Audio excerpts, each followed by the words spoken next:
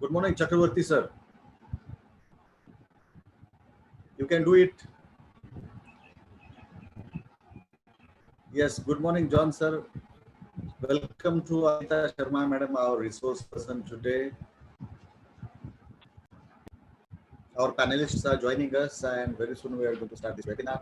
Punctually on time at 10:30, just 19 minutes to go, and we are all geared up for this webinar.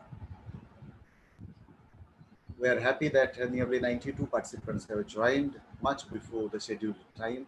That shows their excitement, eagerness to learn, and will definitely provide ample learning opportunities to all the students, all the teachers, all the research scholars, and the participants, attendees. Good morning, madam. Dr. Anita Sharma, madam. Good morning.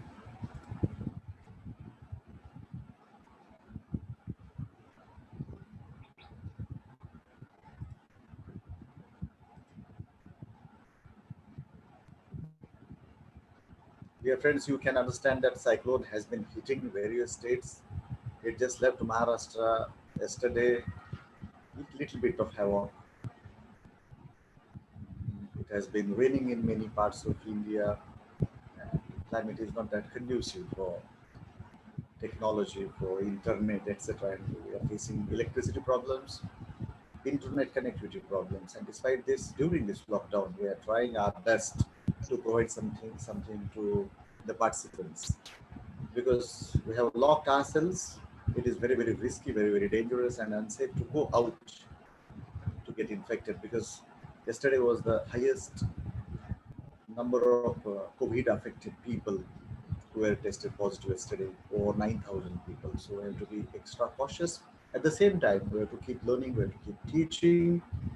So this webinar, this e-conference, this e-seminar is a kind of opportunity for all of us to get connected with all the people around. We are very happy to have a century of participants right now, nearly 17 minutes before the scheduled start of this webinar.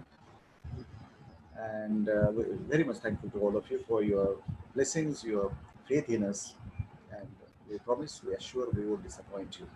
We have two speakers today, myself, Dr. Vaibhav Sabnis, Research Guide of North Maharashtra University, Jalgaon, and we have Professor Dr. Anita Sharma, Madam from Shimla. So two resource persons are there. This webinar has been organized by a very famous college. It is Noble College, Machilipatnam, Andhra Pradesh. So dear friends, we are really eager to get connected with you all. And the panelists are there now. And we are very, very eager to interact with you. Dear friends, your chat box is active. You can give your feedback, you can introduce yourself. But if you want to ask any question, genuine question, then you can see that there is one box called Q&A. So you can ask your question there. We will be acknowledging the questions being asked there and not in the chat box. And we'll be sharing the feedback link via your email IDs. Remember, we are trying to provide you certificates the same day, that is today itself. But because of overwhelming response, it is not possible. Yet we are trying our best. Please cooperate, keep your patience. In 3 or 4 days, you will certainly get a certificate. What matters more, what counts more is knowledge that you gain. And certificate is secondary. Definitely, it will be useful for different purposes, especially what you have done during the lockdown. So you may say that I have attended a webinar, because it is not possible to attend a seminar now with a physical presence somewhere. So in this context, definitely these webinars are necessary. Yesterday I read one post also on WhatsApp, and we cannot just trust WhatsApp posts all the time. Most of them are not genuine. Somebody creates something and we all start trusting all these posts. So I read that UGC has said that no, they are not valid. It may be a doctored kind of document with so many changes in that. This happens many times. These WhatsApp experts so so-called WhatsApp experts. They start doing all these things. So, irrespective of the importance of the certificate, let's learn something from the webinars today. It's a very important topic and it is a necessary topic because it seems COVID is going to be with us for a longer time and we cannot stop teaching learning activity. So this is the way through our laptop, through our mobile phones, we can get connected with our students, with our peers, with our research scholars and friends, and we can have very vibrant academic activities. So it is a part of this that today we are here for this webinar on ICT enabled teaching of English language, literature and evaluation. There have been discussions on how ICT can be used for teaching learning purposes. But now the new concept is that is ICT enabled teaching, learning plus evaluation. So evaluation also plays a very important role, and it can be done, has to be done. We are forced to do it with some tools like Testmos or Google Classroom or different ways. Good morning, Professor Dr. Anita Sharma, Madam. A very warm and hearty welcome to you, Madam. Good morning, sir. Good morning, everyone. So nice to see you all. We're I was also just very happy to see you, and we are very much excited and eager to listen to you. same here, sir. Even I'm looking forward to hear to you and to meet the people, excellent people from the college who are organizing this thing. Thank you so much. It's a very cold morning over here in Shimla. Today it's quite cloudy. It's been raining, for the past 7 days, so it's become quite cold over here. Oh, it has rained for 2 3 days. There were heavy winds also, and there was hide and seek of electricity. But now it's okay. Right now, can't say what will happen after some hours. But right now it is okay, and we are tremendously excited and eager to start this webinar. Nearly 12 minutes to go, but it is pre-planning. It's good management. Good manager manages, and bad manager excuses. So instead of giving any excuses, we are here. I think John Ernest, sir, who is the convener of this webinar, is not getting connected so far because of low connectivity, it seems. John, sir, can you speak something? I hope I am audible to you, but you are not.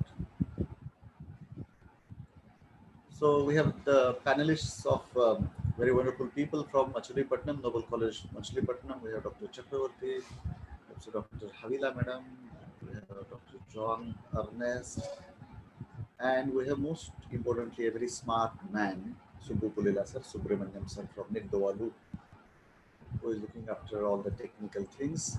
This webinar is live streamed on YouTube, and I hope Subbu Pulila sir has shared the link on Telegram. If you have not done, please share it on Telegram also. 11 minutes to go, and we have been joined by 158 participants. So that's a very good number. These days, so many webinars are around, and it's very difficult to join this and that. But hope that our attendees are not just attendees, but they are active participants. So dear friends, you can ask questions in the question and answer box and not in the chat box, because so many messages will be pouring in the chat box. It's not very easy for us, not possible also, to read every message and to respond. So please, if you have any questions, ask in the question and answer box, which is just between participants and polls. And hopefully towards the end of each session, we'll go for a poll. So if you can vote for that. So, Anita Sharma, madam, please try to share your screen. Let's check whether you can. Okay, I'll try. Yes, madam.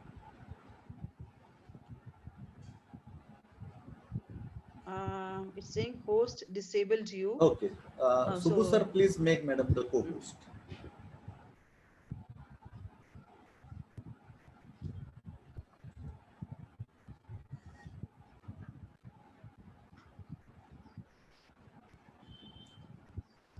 Paul doesn't seem to be around. I request the panelists to click the link that has been sent via email. So you'll be directly a panelist.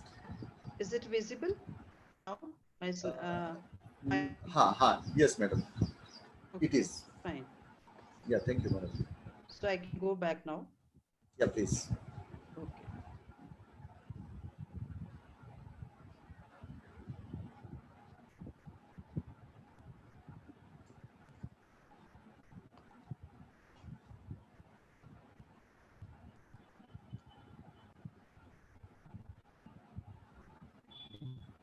You can stop sharing the screen, madam.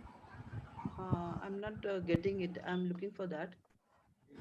It is towards the bottom of your screen. Stop sharing. Okay, I'm Yes. stopping yours and I'm No, sharing I mine. got it. I Ah, got it. ah. Yeah, yeah. Okay.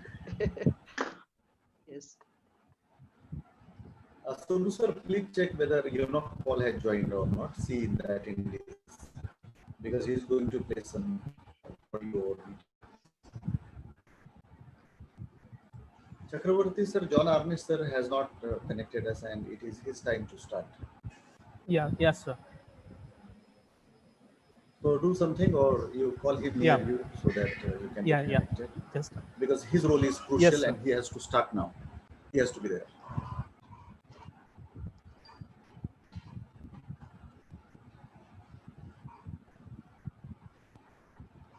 This webinar brings in people from different corners of the world, and it's really nice to see you all on screen.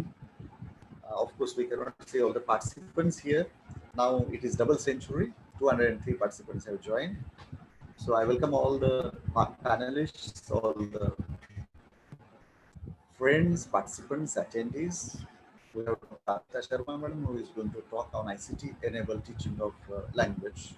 And thereafter, there will be question answers. And thereafter, I, Dr. Weber Seconds, will deal with ICT enabled teaching of literature and ICT enabled evaluation.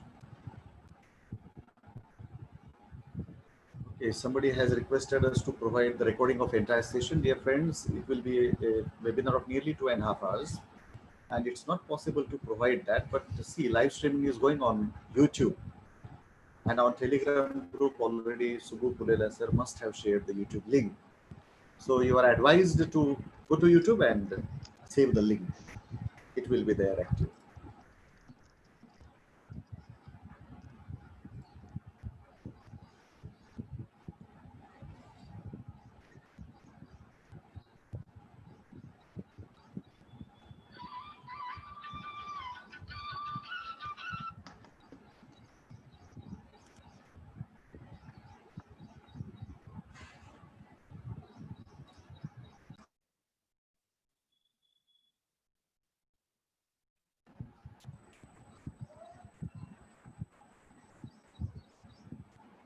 Subbu sir, have you seen whether John is there? Sorry, not John.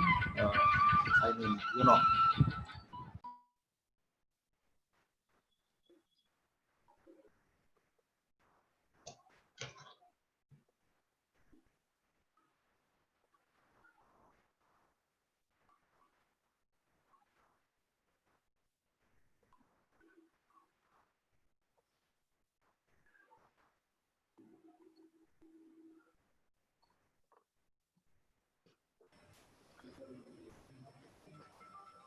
Subbu sir, this is Chakravarti. Kindly unmute Principal Madam's that button and all. It is not a joint, sir. What is her name, sir? She hasn't connected. he might have connected as an attendee. She should join as a panelist, Panelist. and Okay, okay. email has been sent. Yes, Email sir. link. Yeah, I'll inform her, sir. Thank you. You, Thank yeah, you connect via link. you. Yeah. ఈమెయిల్లో link వచ్చి ఉంటుంది, దాన్నే connect చేయాలంట. అటెండీగా ఉంటే తిన దీంట్లోకి రాదు. ఈమెయిల్లో principal గారి ఈమెయిల్కి వచ్చింది లింక్, అది direct connection ప్యానలిస్ట్కి.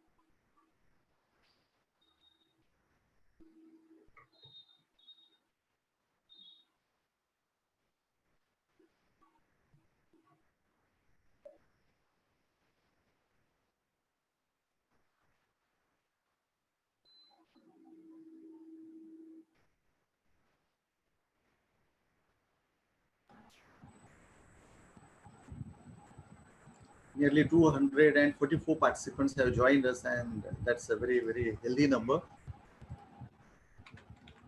I thank all the attendees, participants for showing lots of love, lots of respect, and belief in us. So there is some problem from the host college where the internet connectivity or some issue is there. But I think instead of doing the formalities, Anita Sharma madam, is it okay if we straightway start your presentation? I'll introduce you, and there may be some formalities by the host college. Sir, John sir, Professor yes. Vaibhav, sir, Yes, sorry sir. for the delay, and we had some technical problem here, and start my video. Okay, and we have switched to these our mobiles. Device is giving trouble. That's why this mobile is. Sir, please start now. Start now. It's 10:25. Shall we start No. at 10:20? 5 minutes Yeah, more. You start in speaking in general. Okay, sir. Okay. Just 2 minutes are left. A very good morning to all the participants, panel, resource persons and technical assistants, my dear colleagues. I'm very happy to launch this program, national webinar on Ict Enabled Teaching, Learning and Evaluation of English Language and Literature. I welcome you all on behalf of Noble College, particularly on behalf of the Department of English and IQAC. As coordinator of IQAC, I'm happy to welcome you all to this webinar. I'm very happy that we have got two resource persons with us, Professor Vaibhav Sabnis and Professor Anita Sharma. Two people are with us, and they are going to give us, share their knowledge to us this morning. And we have got a tremendous response to this webinar.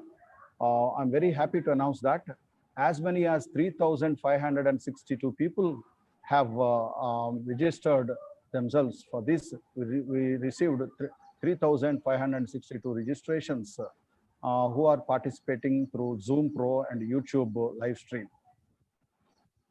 That's it.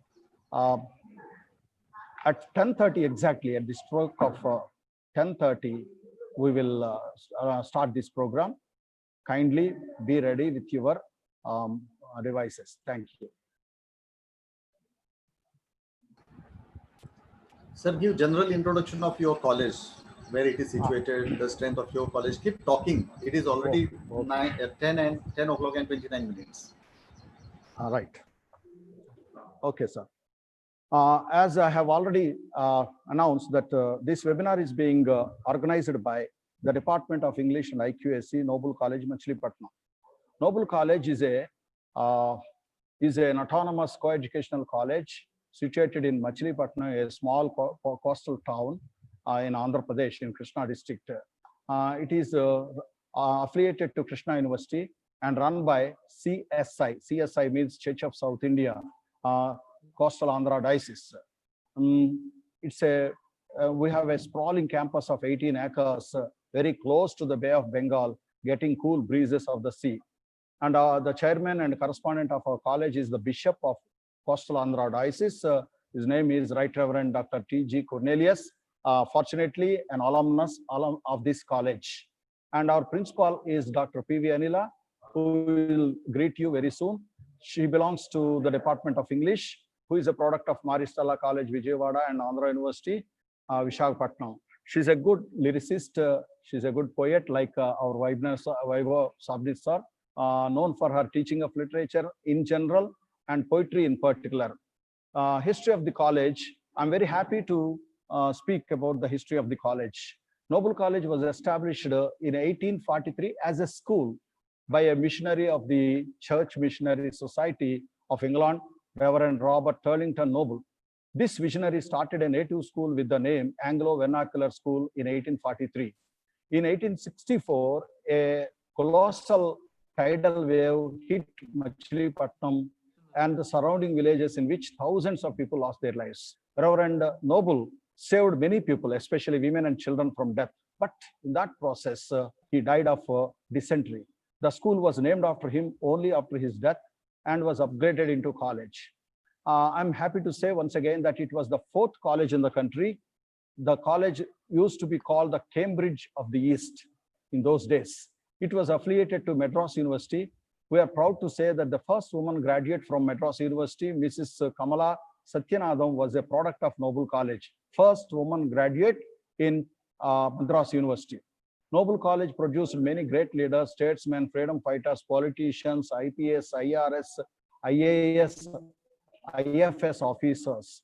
During the British rule in 1938, unfortunately, Noble College was merged into AC College, Guntur.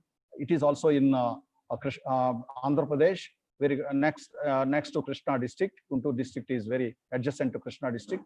But after independence, by the initiative of the alumni, especially one of the illustrious alumni of Noble College, the then Chief Minister of Andhra Pradesh, Sri Kasu Brahmananda Reddy, the college was revived in 1966. The motto chosen by the founding father, Reverend Noble, is that they all may be one. That they all may be one is a text taken from the high priestly prayer of Jesus Christ in New Testament.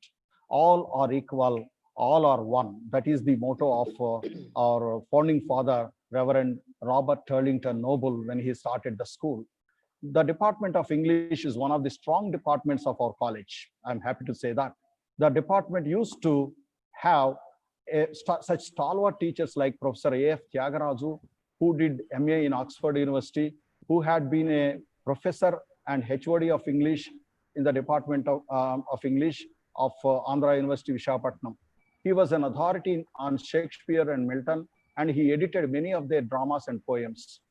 The other illustrious teachers are Dr. M.G. Thomas, Sri A. David, are the other illustrious teachers. Dr. M.G. Thomas did his PhD in Pennsylvania. He worked in AC College as head of the department and as principal also. After working there as principal, he came back to Noble College. So many other lecturer faculty worked here with great name, but I cannot mention their names for lack of time.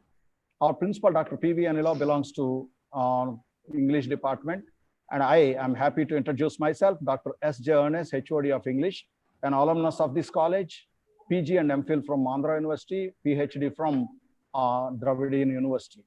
My immediate junior in my department, Dr. K.J. Samuel, who is the organizing secretary of this webinar, senior lecturer and alumnus of this college, PG, MPhil, and PhD did from Acharya Nagarjuna University. And the coordinator of this webinar, Mr. S.R.B. Chakravarti, senior lecturer, and he is also the controller of examinations, a product of AC College, Guntur, Bishop Heber College, Trichy, and Madras Christian College, Chennai. Ms. Havila Pradeepa, another senior lecturer, she is in charge of communication, soft skills, CSS in our degree classes, an alumna of Noble College. She did MA, MPhil from Nagarjuna University. Machilipatnam, as Vaibhav Sabnis has asked me to talk about Machilipatnam. Machilipatnam is a small coastal town. Sir, but sir, a place excuse of, me. Sir, It is sir. 10:35. It's time that we be pointed. Yes. It should be pointed. Okay, sir. All right. Yes, it's a small town, Machilipatnam. You can visit this town. It's a historical town, and it was the gateway for Europeans to enter India in those days. And there are 200 and odd year old churches and temples in this. And about the participants, we have got a big overwhelming response from various quarters, various parts of India. 3,652 people have enrolled. And before we start this webinar, after this introduction, I want my technical assistant, Mr. Enoch Paul, to play our praise song, because seeking God's help is the necessity, without whose help we cannot achieve anything. That's what I believe. That's what Noble College believes. So I want Subramaniam sir and Enoch Paul to play a small hymn towards him seeking God's help. Showers of blessing. Okay. Showers of blessing.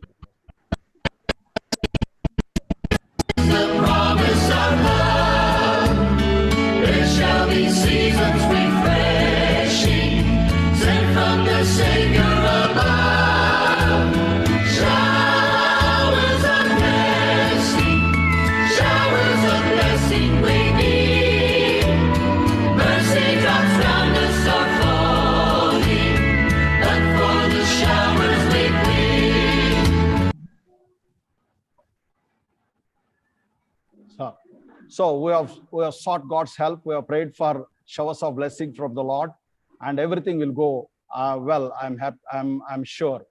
And I want Paul and Subramaniam sir to display the number of people that have registered, and state-wise data also I want them to display.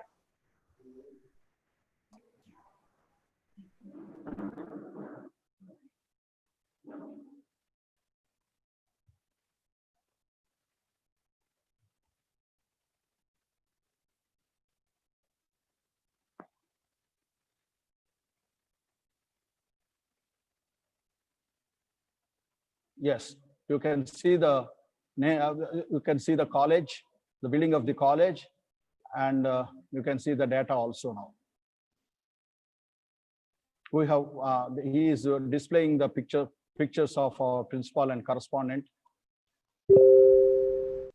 Yeah, enough. About the webinar, we'll proceed because prime time must be given to the resource person who are really resourceful people. I'm going to give them. Before that, I just want to give a small introduction about the webinar. Of late, the world has been witnessing phenomenal growth in communication technology, computer networks, and information technology. Education around the world is experiencing major paradigm shift in its practices, but a COVID-19 world has accelerated the change, stimulating to explore new ways of experimenting the ICTs. COVID-19 and resultant lockdown have come upon us unexpectedly. Are they a boon or a bane? Undoubtedly, COVID-19 is a bane, but we can deem it as a blessing in disguise, as it has brought such a big number of people together and has enabled us to have a webinar of this magnitude. In fact, we are exposed to so many such national and international webinars. For over a decade, online teaching has become a part and parcel of our teaching learning process. But in the present scenario of the outbreak of pandemic, online, permit me to use the word as a noun, has become a necessity. Online has become a necessity. ICT has become a dire necessity now. Does it mean that we can do away with the age-old methods of teaching? Not at all.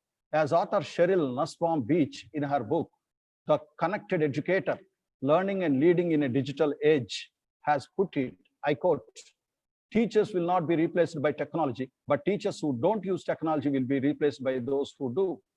In the light of this statement, we understand that teachers need to be constantly updated, constantly update themselves. Future belongs to those who are skilled. Someone has rightly said that those teachers who use 3 T's in their teaching, in their profession, would be successful. What are those 3 T's? Time, treasure, and talent, as we normally talk about? No. The 3 T's for teachers are tools, techniques, and temperament. With these introductory words, I move on to introducing our resource persons. We have 2 resource persons. As I have already said, they are not just resource persons, they are resourceful persons with us. To use Arkan Narayan's expression, they are 2 gems culled from different parts of India. Professor Anita Sharma, Subbu sir, please display madam's photo. Professor Anita Sharma, Professor of English from Shimla, Himachal Pradesh. And Professor Vaibhav Sabnis, Professor of English from Dhule, Maharashtra. Madam, welcome. Sir, welcome. We are very fortunate to have you as our resource persons. When we requested them, they kindly accepted adjusting their time in these days of webinar and our webinars, and are with us online this morning. We made a lot of brainstorming in our choice of the resource persons, and after thorough inquiry, we picked up this duo who are going to deliver goods in such a manner that we will all leave this place, leave this meeting with something to take back to our students.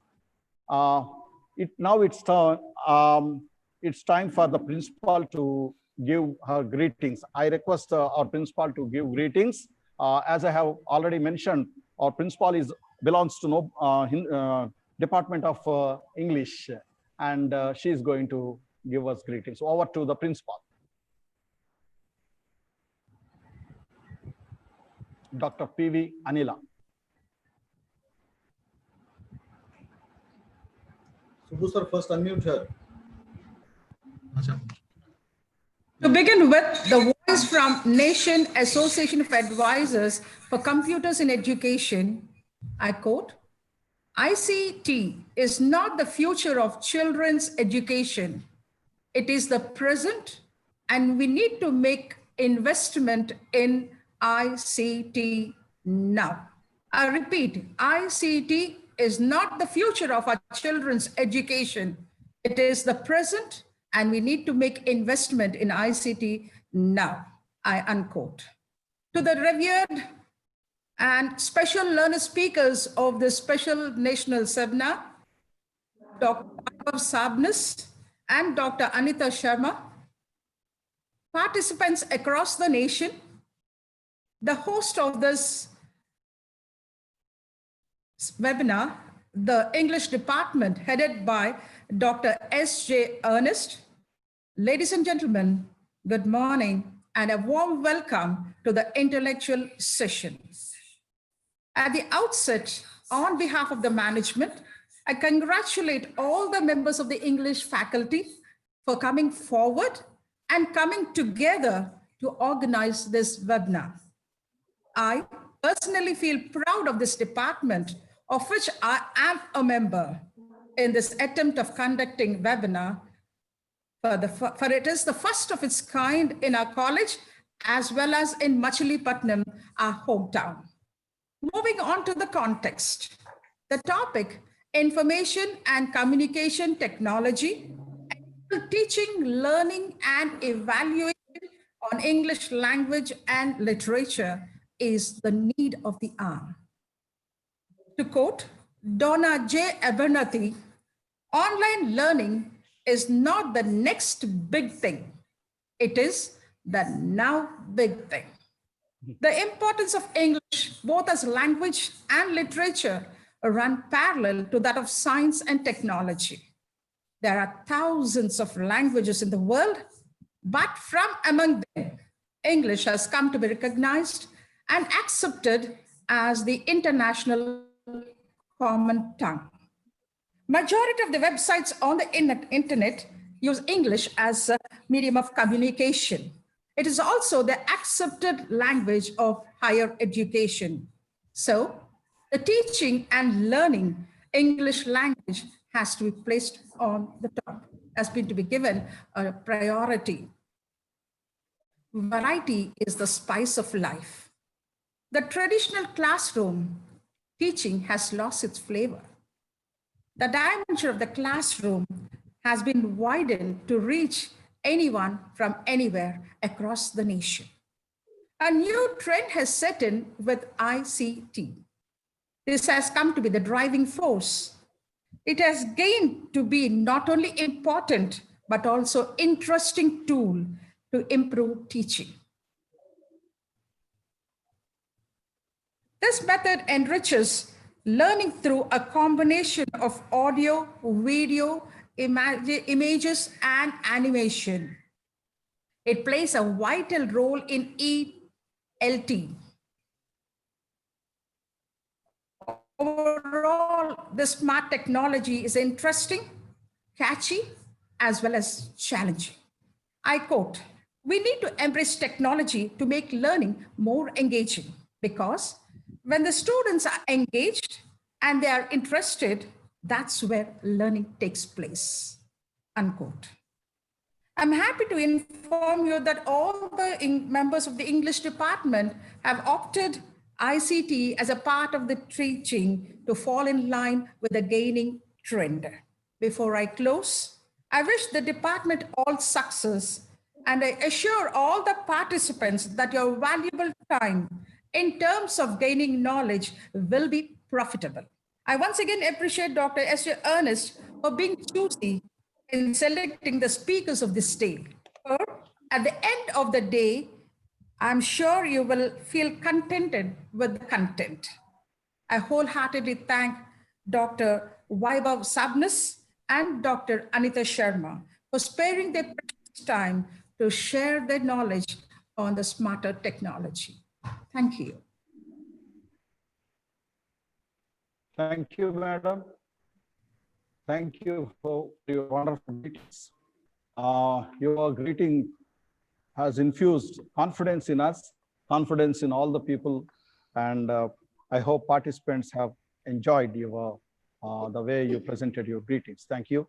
Now, I request my colleague, Ms. Havila Pradeepa, to present a profile of the first speaker, first resource person today, Professor uh, Anita Sharma, who is going to speak on ICT enabled teaching, learning, and evaluation of English language.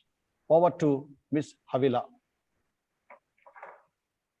Respected principal, renowned resource persons. Unmute yourself. Yes, you are audible. Respected principal, renowned resource persons, and my dear friends. Good morning.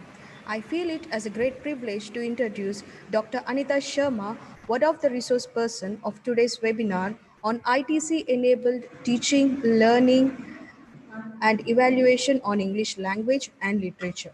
Dr. Anita Sharma is the Associate Professor and Head of the Department of English at Rajkiya Kanya Mahavidyalaya, Simla. It is a premier institute of women education in North India, and it is the only government college in Himachal Pradesh. Dr. Anita Sharma has a wide field of specialization on American poetry, Afro-American studies, Canadian literature, Australian literature, Indian English literature and language, and gender studies and communication skills. Dr. Anita Sharma has published 58 research papers to her credit, out of which 23 are published in international journals, 16 in national journals, book reviews 3, chapters in books and proceedings 16, books published 3 on American and Canadian poet. Dr. Anita Sharma has a long teaching experience of 29 years. Dr. Anita Sharma has also a long experience as a research guide for 15 years. Number of PhD supervised 9, out of which 7 degrees were awarded and 2 are in progress. Number of MPhils supervised 6 and all degrees were awarded, awards and fellowships. Associateship from the University Center at the Indian Institute of Advanced Studies, Simla. She was awarded the Best Teacher Award by Rotary Club, Shimla. Additional positions held.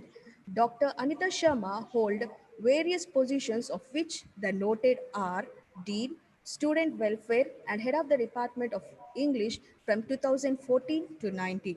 Convener of Career Placement Cell from 2018 to 19. Coordinator RUSA from 2018 to 19.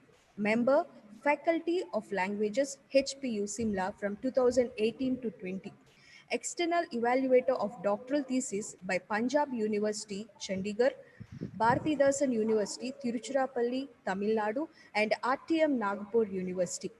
Editorial assignments. Dr. Anita Sharma held editorial assignments of various publications like Fiction Quest, Langlit, Digest, and Ripples. Dr. Anita Sharma is a person of immense knowledge with wide experience with different assignments. So I request you all to get your knowledge enriched on hearing Dr. Anita Sharma delivering the presentation on ITC enabled teaching, learning and evaluation on English language. Thank you. Over to Dr. S.J. Ernest. Thank you, Ms. Havila, for your wonderful presentation of the profile of Professor Anita Sharma.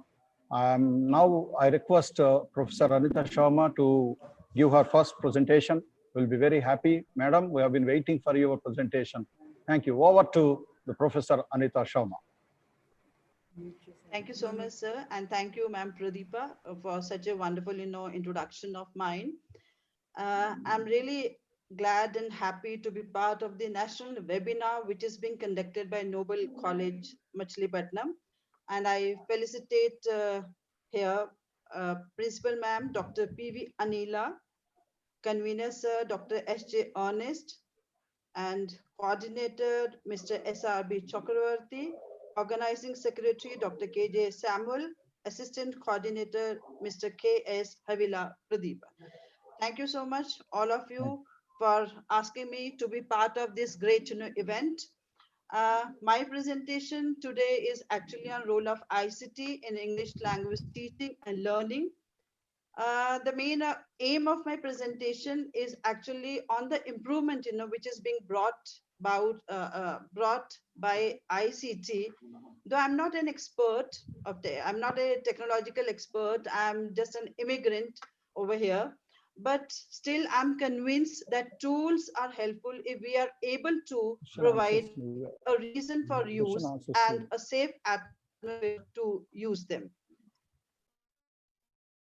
So I'll begin with the introduction.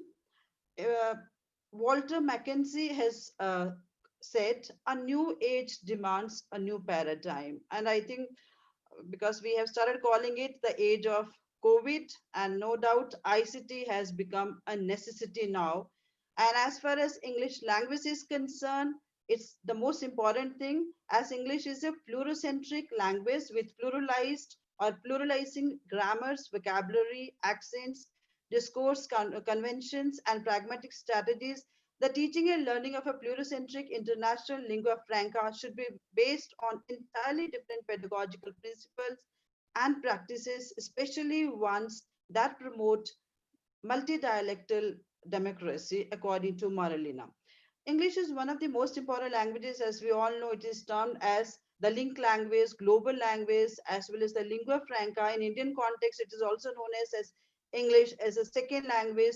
Use of English language has become vital for better learning and earning. So it is necessary to use modern approaches and tools of ICT, information and communication technology, to develop better understanding and acquisition of basic skills of language, that is LSRW, listening, speaking, reading, and writing, where we call that reading and listening, they are the receptive skills. Productive skills are writing and speaking, and language work is basically grammar and vocabulary. So ICT is a very bigger, thing, because it has too many things, but I will only take one smaller definition by Kent. He says ICT in education refers to information communication technology such as computers, communication facilities, and features that variously support teaching, learning, and a range of activities in education. So it's not only just teaching. You can have interpretation, you can have storing through it, you can transmit the information, and you can also you know prepare the information, and that really makes it quite handy to the people, those who are into the education sector. If we talk about the methodology, basically how English language is being taught so far over here, English language learning and teaching methodologies have undergone many changes over the last 4 decades, moving from a traditional grammar translation method to more centers methods such as total physical response, communicative language teaching, CLT, task-based learning, TBL, discovery learning, then came blended learning, and now it's totally digital learning, because due to COVID we have to be inside our homes. So language education is an area where an open access resources, online courses, virtual classrooms, and social networks based on information and communication technology are being increasingly used to give learners access to information, promote interactions and communications, and improve their language proficiency as a result of a learning of new vocabulary. Because vocabulary is the basic thing which is very important to learn a language. I hope I'm okay. The voice is okay, audible. Dr. Vaibhav Sabni, sir, is it okay? Yes, madam. Everything is okay, madam. Visible, Okay, audible. thank you, sir. Thank you Yes. so much. And then we'll come to the theories of learning. There are too many theories. I don't want to go into the details of the things, but still these three had to be taken into consideration: behaviorism, cognitivism, and constructivism, where we say behaviorism is actually learning and behavior changes are required by stimuli and responses. Cognitivism, basically where student goes on in processing and organizing the information. And last is constructivism, which is very important, because knowledge has to be constructed through the new information, which is actually based on our previous experiences. So basically what we were doing these days, I think in all schools, especially in the convent schools, I think, and in all those colleges where the things were better, of colleges were there, they were going on with a blended learning till this. But now we have to shift to the digital learning. In a blended learning, we know there was virtual learning platforms, inquiry project-based learning was there, global connections, then direct instructions were there, and even peer-to-peer coaching was also being there. I would like to quote here Newman, who defined actually blended learning, that in relation to her study, she says it's a combination of face-to-face and computer-assisted learning, and which is also known as CAL. But on the other hand, Sharma and Barrett, he says, we cannot separate the role of the teacher and the role of the technology, as these roles are not interchangeable, though they are complementary each other. Means you can't ignore the teacher actually. So basically, you have to have 8 questions which are related to the things, when we actually deals with all these theories. They are the outcomes, the 8 questions which teacher has to take into his mind. What is the outcome of the process which is taking up? Added value, if there is any with the technology, time and effort which is being required, how to define the syllabus, how to actually improve the skills, what about the location, what about the role and the resources. So basically, learning theories, when we talk about, we can't actually forget, John Paget's theory of cognitive development. There is Watsky theory of learning, Bloom's domains of learning, Jerome Bruner's, theory of spiral curriculum, hierarchy needs were there by Maslow's. Rogers' humanistic theory is the most important and the latest one, where we have to have that humanistic, touch, maybe through the technology, and that's why more audiovisual aids have to be used. So Gay and Bennington adds here that the latest is the activity theory. If you wanted to give more language to the students, because you have to make them more active rather than just the listeners, an activity theory that helps drawing attention to the dialectical processes by which consciousness, learning, and development simultaneously shape and are shaped by technology. And this is the latest trend, digital learning. The pandemic COVID-19 has left no option to us except the digital learning, and the basic language learning skills can be taught using audio and video clips to enhance listening and observation skills, interactive quizzes to improve the learner's comprehensions, picture comprehensions exercises which could enhance the writing skills of the learner, and screening of the movies can also be done in related to the text, which could also be a treat to the learners, and that could improve their analytical skills as well as cognitive thinking also. When we talk about the ICT and language learning, basically it's a self-paced independent learning methodology that is being propagated with the help of ICT, and the role of the teacher here changes from an instructor to a coordinator or a facilitator, but teacher has to have 4 rationale into her mind. That is how the ICT should be taken from the criteria wise, and the rationale are the social familiarizing of the student, and the technology must be known to the teacher. The vocational, she has to prepare the students for the job that requires skill. Catalytic, so the technology could be a catalytical agent, and pedagogically, and basically enhancing learning, flexibility, and the efficiency in curriculum must be delivered. The main aim or agenda must not be actually lost.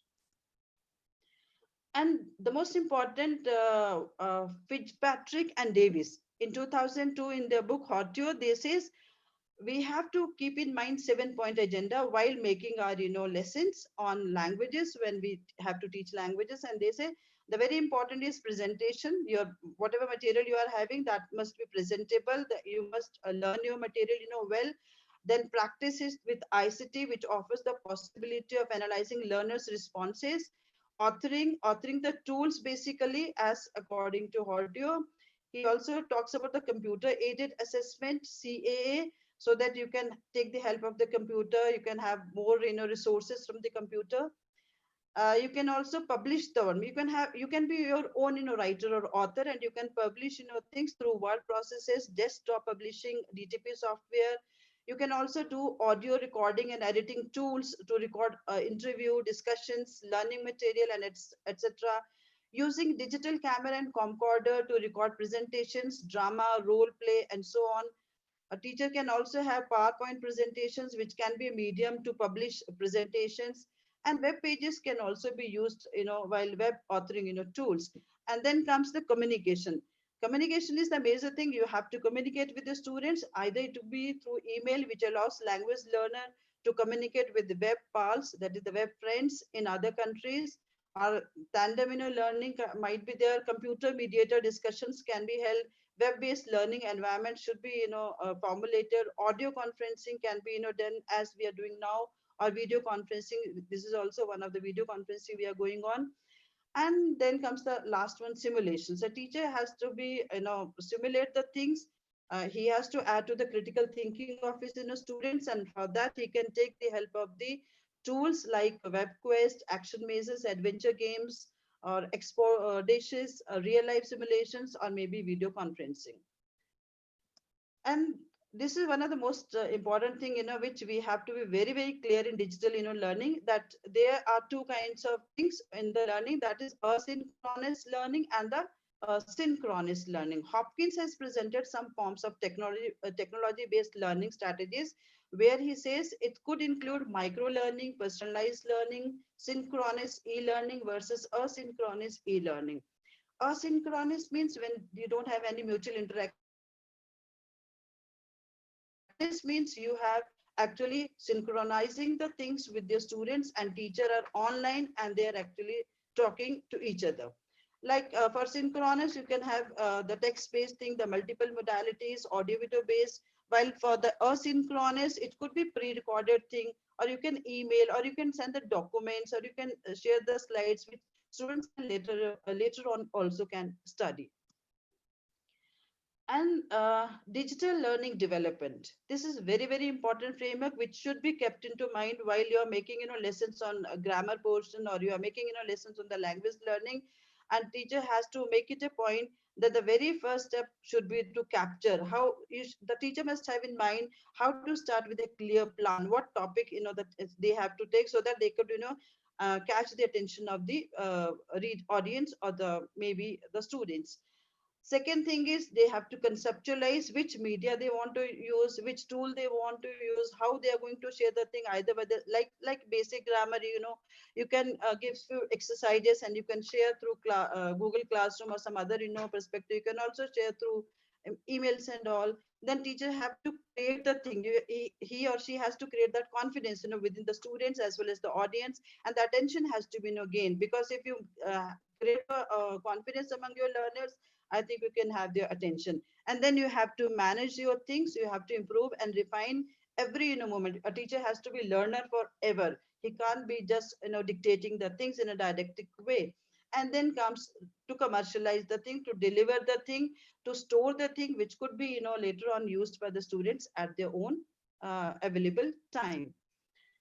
And always remember in your mind that we, the teachers, are actually digital immigrants, because we are not as efficient in technology as the digital natives are. The students, those who are born after 90, they're quite fast, they are young, they have good future, they are multitasking, they have inductive learning, they have constant connections with their peer groups, through the media, or maybe through the ICT. But on the other hand, teacher, if you see, teacher is normally slow, or must be having that past legacy. Sometimes a logical serial thinking is going on more than the technology. Teacher is more actually dependent on the text and the knowledge, and maybe sometimes on the isolation. But we have to be very, very particular about here that the ethical guidelines must be there, kept in mind by the teachers as well as by the learners. And then we talk about the web-based learning. Basically web-based learning, according to Galloway, he says there are three levels in that. In the very first level, you have actually post-course material where no instructions are being given. In the level 2, you have to take the medium of the instructions, and you have to act as a facilitator. And in the level 3, the course has to be completed online, because even the time has to be kept into mind, and that knowledge of technology is a must for all these things. Only then you can be a web-based learner or a web-based teacher. Then we'll talk about the tools of, this is the most important thing, the web-based tools. ICT has a number of tools over here, We could say like email, teleconferencing, or maybe there's so many search engines are there, internet is there, computer is there, and Google is there, CDs, DVDs, and even for the teacher, I think the best thing is the mobile phone, email, social networking sites, messenger, mobile apps, online dictionaries, radios, television, cable, tabs. These are very, very important, accessible, and they are actually being carried by all the students also, because we have digital learners now these days, or digital, natives these days.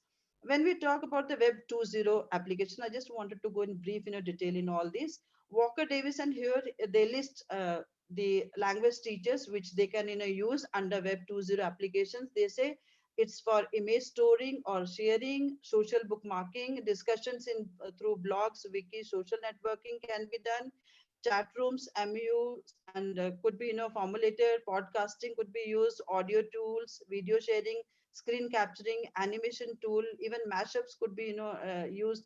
Blog assisted language ball is can also be used while actually you're applying Web 2.0 into your teaching.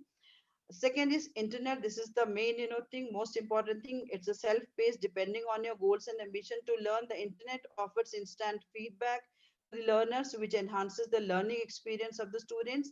It can also use dictionary options in the mobile phones and vocabulary.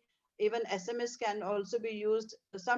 Many language teachers, they are familiar with the concept of hypertext on standalone computers, which made it possible to set up non-sequential structural reading activities for language learners. The problem that arose, however, was that this could be a good deal of time wasting sometimes, because internet is very time consuming thing, and in that case you have to be very particular that the problem that arose is actually this could lead to a good deal of time wasting if web browsing was not done in an structured way, according to Davis.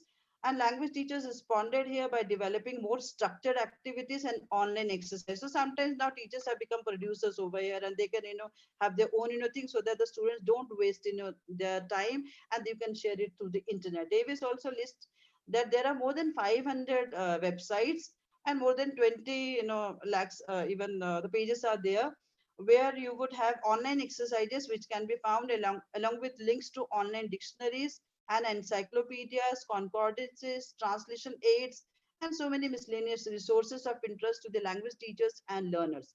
When we talk about the third thing, computer, is this is actually the backbone of modern human life now. Betty defines here call, CALL, as any process in which a learner uses a computer and as a result improves his or her language, and it covers a wide range of current practice in the field.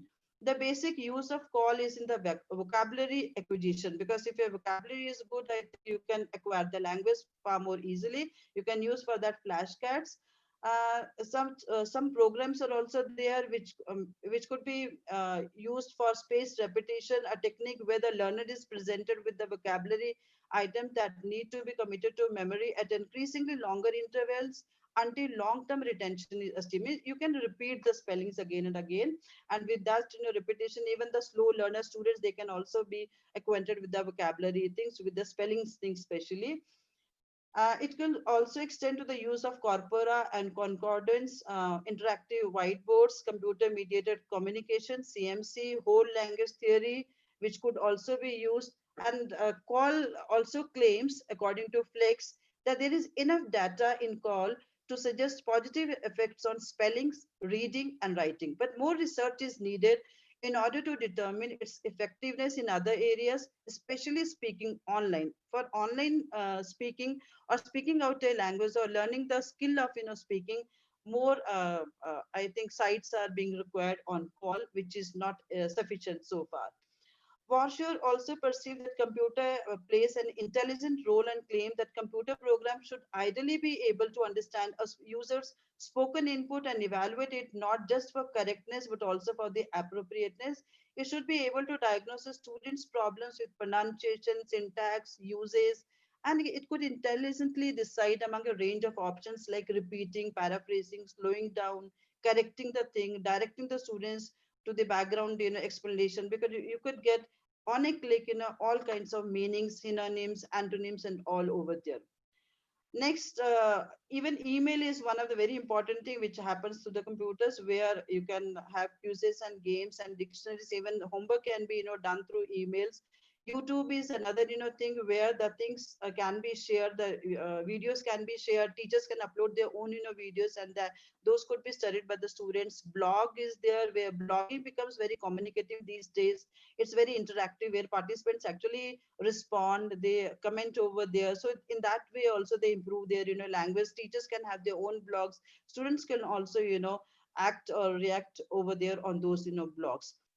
And so many e-resources are there. If you come on the computer or on the internet, you have e-guidance, e-tutoring, e-teaching, e-journals, e-magazines, e-libraries also there. Ebook is actually basically an electronic version of a traditional print book, and can be read by using a personal or by using an ebook reader like iPods and Kindle. You can read things even on iPod and Kindle.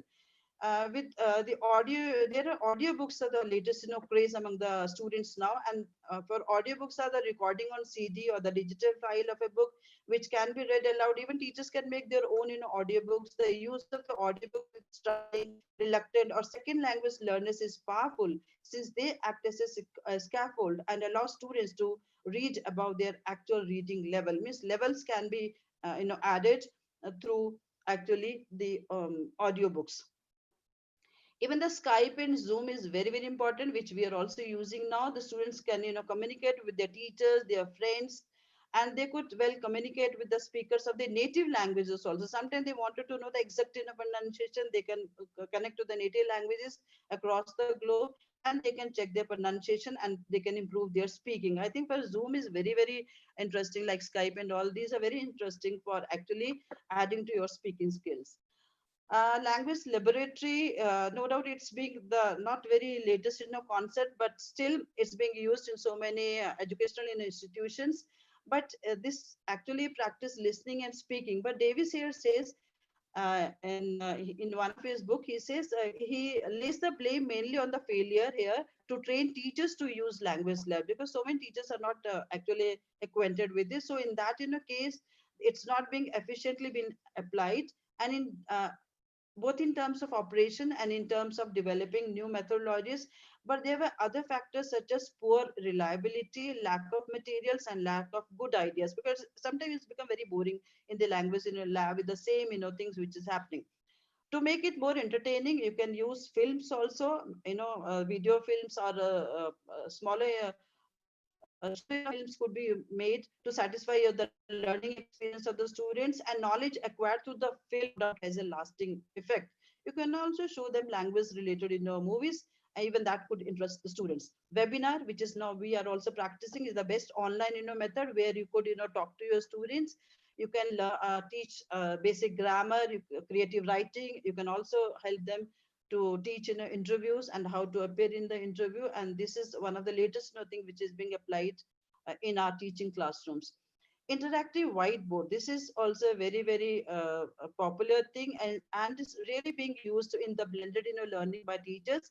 Gary Davis says that IWB, interactive whiteboard, brings everything together at one placement, one time, with the use of authentic material, and it's very motivational tool to learn vocabulary, word formation, and sounds, which can also be practiced. And the most important thing is the Facebook, because all our students these days, they are associated with Facebook. More than 84% people on WhatsApp, more than 77% people are there. So I think these are the platforms which can be used by the teachers, so that they can be more connected to their students. So social media basically is a learning situation. It actually teach you situational language, and that makes mind more creative and more experimental. And social networking sites like Facebook, Twitter, and Instagram are very, very popular, and the best way of using the language. So teachers must be informally connected to their students to give them more other language concepts. And the things which students love, and even teachers find it very, very handy, that is the mobile phones, because mobile apps, they are with all the students. And teachers can make the mobile phones phone also, because this tool lingua phone is very, very helpful in speaking and hearing drills with the help of the lingua phone. In mobile phone, you can, because it's very, very easy to handle due to the portability, social interactivity, community, individuality, and immediacy. Mobile app can perform a personal 24/7 English language teacher. They can connect to any time. Some mobile apps are very, very meaningful here, like dictionary.com, Hangman, Grammar Quiz Master, 60-second word challenge. You can download them and the student can learn anytime, anywhere. Mobile air mouse are there, flashcards are there, mobile assisted language is known as small, that is also being could be applied in consisting mini lessons of grammar points or sending quizzes or games, or also going through SMS downloads, vocabulary lessons, short definition of words, the synonyms, antonyms, even the communicative language techniques can be taught through mobile phones. Even iPod is being loved by the students, and you can go with this multimedia also, where the teacher can send text messages and the student can read the answers to them. In addition to this, the students can also record and listen to their speeches, poems, news, short stories, and iBoard also gives a lesson for in listening, pronunciation, vocabulary, grammar, and can also be used for writing purpose. And then comes non-web based learning, because India is such a vast country where people couldn't afford all these things, especially the internet is not good, computer is not there. I think that lessons could be taught through radio, television, and audio visual aids, which could be applied. And this is basically for the long distance education of students who belong to the rural area, and even the urban area people also can learn from there, because they are more entertaining, like the television and all. They entertain as well as they teach you. So many universities are also associated with this, and we have so many channels running with the television over here. Now, what about India? What India is doing in the major ICT initiatives in India? I think India is also doing a great job over here. It has taken major initiatives in terms of content delivery and furthering education through ICT, and so many programs are broadcasted on Gyan Darshan, Doordarshan's national channel. Even DTH also takes into deep into that. In 2009, the government approved the landmark National Mission on Education through ICT scheme. The National Mission on Education through ICT is centrally sponsored scheme submitted by the Ministry of HRD and approved by the Cabinet Committee on Economic Affairs. The mission envisions catering to the learning needs of 500 million people in the country, and there is a growing apprehension that ICT can transform India towards becoming a knowledge society, because this is the latest thing. We are supposed to be not literate, but we wanted to be a knowledge society. So National Mission on Education through ICT scheme has all these things like eGyanhood, Eklavya Initiative, Brispati, MOOC, Inflibnet, spoken tutorials, virtual labs, Saransh, even Shodh, ePathshala, and Overview. And the things, I think every day new things are being introduced in Indian concept also. And even COVID had given it a compulsory thing to follow the thing. So what are the advantages of ICT basically? Basically, if we talk about the advantages of ICT, it enhances students' learning. It spends more time with the students working in small groups or one-to-one, reducing repetitive teaching tasks. It reduces paper flow and management. So, and it's Environment Day also today. So I think environmental also we can help over here. Reducing paper flow and management, providing improved instructional materials, web-based instructions frees the student from space and time. In such a setting, the students are to follow the instructional content at their own learning pace and needs. So basically, it's enhancing, it's productive, it's a continuous learning, and no doubt the methodologically innovations have to be taken into consideration. And no doubt ICT do have some disadvantages also, because there is a saying, let them learn by using. It's okay, ICT is to use it and to learn it, but there is an English saying also which says you can lead a horse to water but you can't make it drink. So through ICT you can share so many things, but if students are not interested, they have very short span of attention. It's difficult to have full attention in a digital learning. It could be okay in blended learning, but difficult in digital learning. No human interaction is there, and unnecessary websites are being opened up by the students sometimes. students lack in self-discipline and self-direction, and teacher is only a mediator. Teacher can't actually impose things on them. So here you have to motivate your students first, only then you can give them proper things through ICTs. Regarding teachers, perception, strategies, and challenges. If White and Ray says teacher have to follow following strategies, teacher must have the knowledge of the subject first of all. The learning style must be very, very appealing. Teacher must facilitate the content. It should be a teacher must create a platform from learning. The course document should be available to all the students. They must have clear goals to communicate. Pathways must be clear. They must make effective use of available resources which are there, and they should also mention their clear expectations and support community, and they can use things like WebQuest, cloud applications, video conferencing, e-learning management system, LMS. This is very, very important, which is being used in all colleges and schools, I think. Wikis can also be used by the teachers, where they can have their own wikis. They can add knowledge to that, and students can also edit it. They have to motivate their students in online, because they have to be as expressive as possible to make students feel as if they are in the same room. And so teachers must give them more creative challenges, like you can ask them to make a video, you can ask them to make some audio, you can ask them to make them slideshow. In that case, the creativity must be given to the students. For the teachers also, ICT is very beneficial, because with the help of technology, teachers will be the leaders of transformation of education around the world, and they can add to their professional development. They can add domain to their knowledge. They can also take the help of e-journals, e-magazines, and e-libraries to update themselves. They can improve their skills through audio and video conferencing, and ICT can help teachers in teaching and framing the curriculum, which actually leads to the main objective of ELT, that is English language teaching.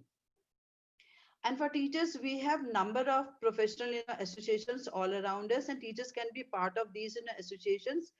And with the if you are associated with these associations, I think you can attend the conferences over here, you can share their matter and material, and you can implement those matter and material into your classes practically, not only just going into a webinar or a conference and just forgetting all the thing, but through these professional bodies which are actually being working into the teaching of English language. Like we have APACOL, the Asia Pacific Association is this one.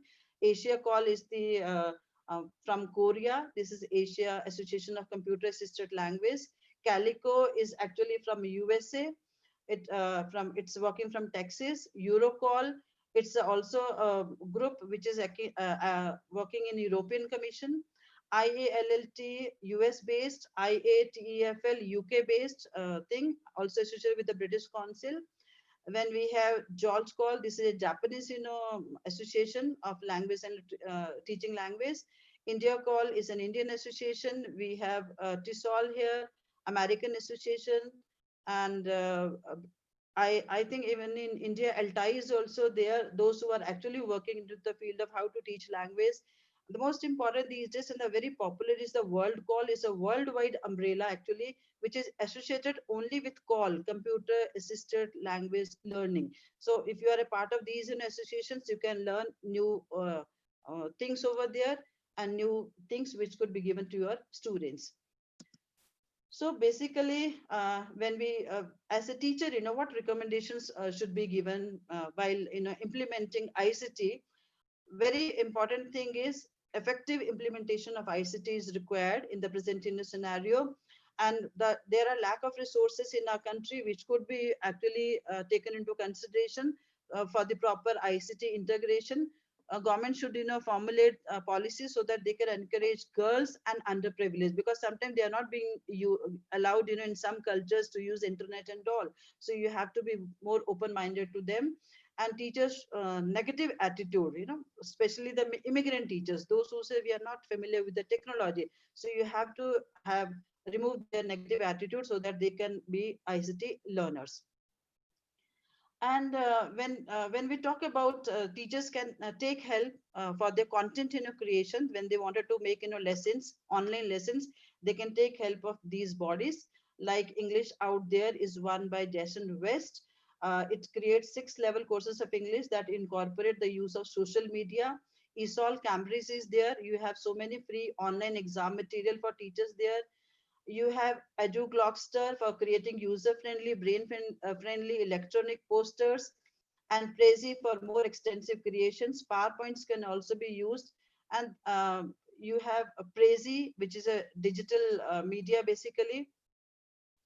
Then Animoto, which helps in animated videos. Yes, this one I want to show you. Innovative apps could be used by the teachers. Prezi is the digital software. Then Animator, where animated videos are there. Pixton is actually where comic and storyboards can be formed. Boom Writer, where collaborative writing can be, helped. Glockster is very, very important. Multimedia posters by combining text information, photos, and videos can be taken up.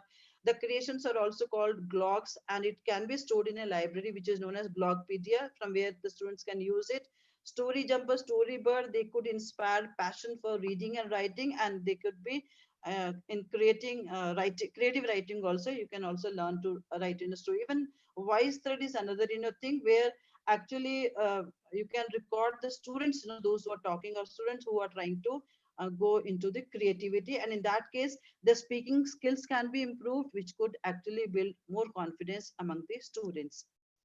And if now a teacher's main agenda is to how to do e-assessment, this is very, very important now. For the language thing, I think e-assessment is a must, and it should be compulsory everywhere. According to this, electronic assessment is an alternative form of assessment which can be used to evaluate students' learning development. Continuous assessment involves number of aspects, so teachers can make use of e-assessment for follow-up and revision purposes. It provides immediate feedback to the learners. It results and can provide information about their strengths and weaknesses of the learner to a large group. It also improve assessment validity, flexibility. E-assessment can also provide great range of location and times. It reduces the administrative burden on the centers. It saves teachers time and energy. It is easy to administer. It reduces the assessment error also. And it makes quite good objective in assessment. In second language teaching and learning, more authentic assessment is required. So it is easy to store and collate marks, and people think it's a better assessment. So assessment in this domain can be related to recognition and motivation, which is known as formative assessment, recording the learner's achievement, which is known as summative assessment, help students to understand the development needs, diagnostic assessment, defining levels of achievement, which is known as standard setting, and enabling employers and teachers recognize what young people have achieved, according to Duckett and Jones. So following are the Moodle tools which can be used in e-assessment in second language teaching and learning: quizzes, assignments, wikis, workshops, forums, glossary. Moodle quizzes can be taken multiple choice, true, false, short answer, matching, even drag and drop match, gap filling, multiple choices, hot potatoes quizzes are also there. Mixed letters and words could also be given. So these could be more objective, assessment of the language part. When we talk about the assessment apps in the language, these are the assessment app which are being used in America these days, in USA these days, because I think digital learning is going on there, and they are very TESOL and ESOL is helping them to use all these tools. First is Socrative, the digital tools for the classroom that help you assess your students and get immediate insights on student knowledge. Edmodo, an education network which teachers, students, and parents can join, and they can form a digital classroom and then send digital assignments. Schoology, where you can distribute materials, give assessments, track progress. In Schoology, you can also associate it with Google Classroom. Educreations is the app where students individually replay their work and allow them to learn at their own pace. I think in India, we are mostly using Google Classroom. The teachers are more efficient into that. And I have come across so many teachers telling me that they do their assessments, through Google Classrooms. And now I come to the conclusion of my presentation. As the recent innovations, computer-assisted language learning, Technology enhanced language learning and e-learning have been increasingly used in English language classrooms. ICT offers ideal opportunities for creating and presenting visually enriched learning environment even to the students, those who have disabilities. ICTs, they are intrinsic tool in educational institutions, and it provides positive vibration among the learners. It also gives positive motivational effects and raise the self-esteem of the learner as well as the teacher. ICT provides positive vibrations, excellent chance to pick up elements through which they can meet their learning strategies which are failed to satisfy by the conventional methods.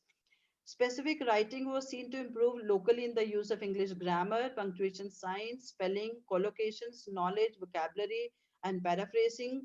Globally, it's also helpful in developing topic sentences, organizing ideas into templates, brainstorming ideas to find blueprints, and to some extent, writing speed can also be improved through internet or maybe through Blackboard, Vista, and try to ascertain possible reasons for such evaluations and suggest recommendations for the future. Davis here lists so many websites which could be taken into consideration, and in the end we have to remember basically what is school. Someone send me this on WhatsApp. School is Study Center House of Organized Learning. So it might be a physical or digital. The objective remains the same. We have to learn and we have to teach. So we have to be learners as well as we have to be facilitators, mediators, and teachers. So the result revealed that through students acknowledged the usefulness of online reading courses in certain contexts, but they also strongly felt that textbooks remain an important reading resources, and even teachers must be there in the class. So human touch is being required by the students. That is also a must. So thank you so much. And with the words of Virginia Woolf, I'm thanking here to all of you.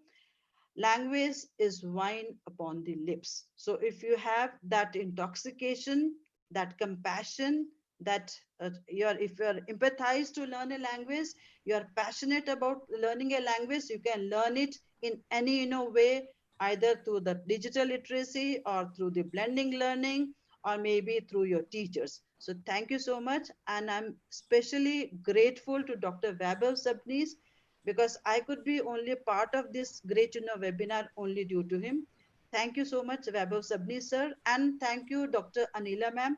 You have really sent me those mails. Those are wonderful.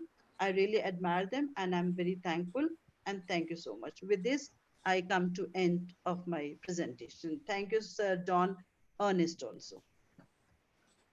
Thank you, madam. Thank you, Professor Anita Sharma, for your wonderful presentation, madam. Very informative, especially the conclusion you have given, human touch. We should have human touch in everything. If that is missing, we'll miss everything. So wonderful presentation, madam. I thank Professor Vaibhav Sabnis for introducing you to us. I'm very happy and we are very proud of your presentation. Thank you, madam. With these words, I request my colleague and program secretary, Dr. KJ Samuel, organizing secretary, to lead the question answer session. A few questions have been given here, madam, and Dr. KJ Samuel will ask those questions on behalf of the participants.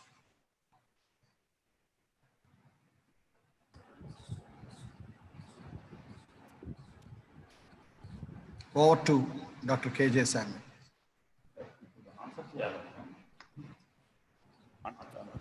Madam, there is Rekha Kumari. She wants to know what is the difference between flipped and blended learning. Sorry? Flipped and blended learning. The difference between flipped and blended learning. Okay. I think that things had begun with the discovery learning when Bruno has given the thing, Jerome Bruno, after the World War, when the things were similar as we have now in the COVID thing, and the things came up with the task-based learning. Then came the flipped learning, where students are only being given additional sources or resources when they are actually being required. But when we talk about the blended learning, we have to take into consideration few things through we have to take into consideration so many things over here, like you can't ignore the classroom teaching, and you can also add things with the audio video techniques, like in blended learning we also use sometimes overhead projectors in our class, when we are having normal classes in our colleges or in our schools. And in blended learning, teachers are also, because this is the computer era, so students are being allowed to use computers into the labs, and half the material is being given through the computers, half the material is being taught by the teacher in their classroom. So in both the ways, if we see, I think blended learning is far more superior version of the Flipkart learning. I Okay, hope madam. it makes some Thank you. sense. Here is Mr. Sunil Dutt from Punjab. He wants to know, Madam, please start your video. web tools may be used to make technique literary theory engaging and interesting. Techniques of literary theories. Yeah. I think Can yes. For literary theories, you can make slideshow things, because that is far more appropriate. Because in theories, you have to give students the technology as well as the theoretical concepts. So slideshows can be done. You can have your own PPTs, which is very very important. You can share it with your students, and students can learn at their own pace and time whenever it's there. And when you're teaching theories, you can also use certain audio video techniques also, like you can go through Zoom if you wanted to talk directly to the students, as we are doing it now. And students can also actually add to the comments on the chat box.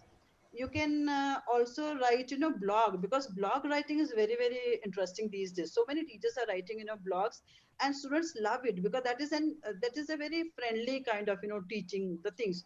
So suppose you have to teach a theory, you can write a blog on that, and you can ask your students to comment on that particular a write-up which you have sent to them, and you would come across how students would be commenting on that, whether they are content or not.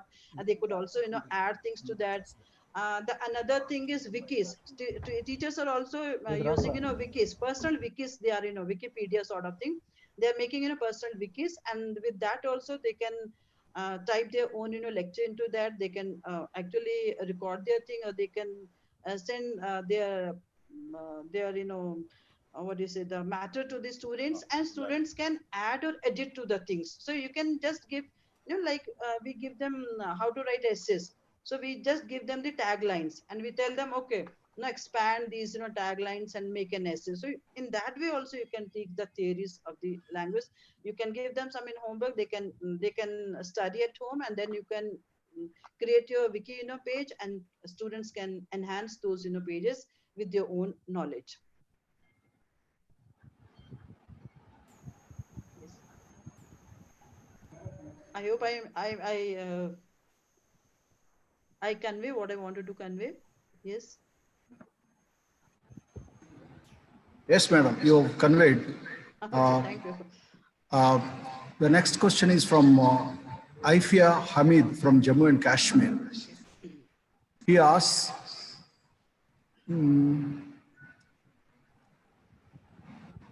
my question is, he says, please share some tips so that we as teachers can motivate students to remain consistent as far as their studies in this stressful situation is concerned due to the sudden shift of offline learning to online learning. Yeah, this is, I think, the most appropriate question to be asked, and very, very important.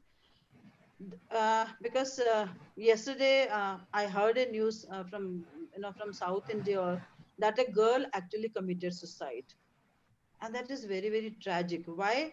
Because she wasn't having what do you say, smartphone at home. She belonged to a very poor family, a very brilliant student, and even her TV was not working.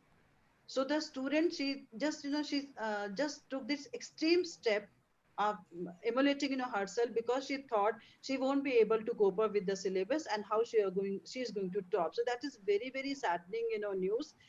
Even there was a news, I think 2 weeks ago, from Chandigarh, that their students, those who belong to well good, schools, what do you say, the convent, school, the richest schools of the town, they are under stress.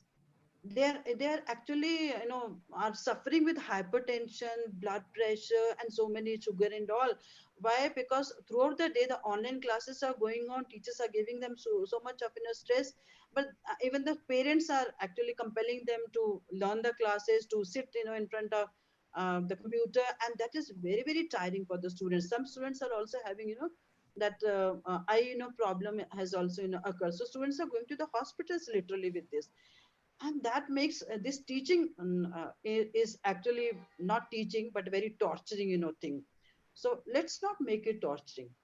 I think let's be because in one of my slides I already had talked, the teacher has to not teach it, he has to be to facilitate the thing.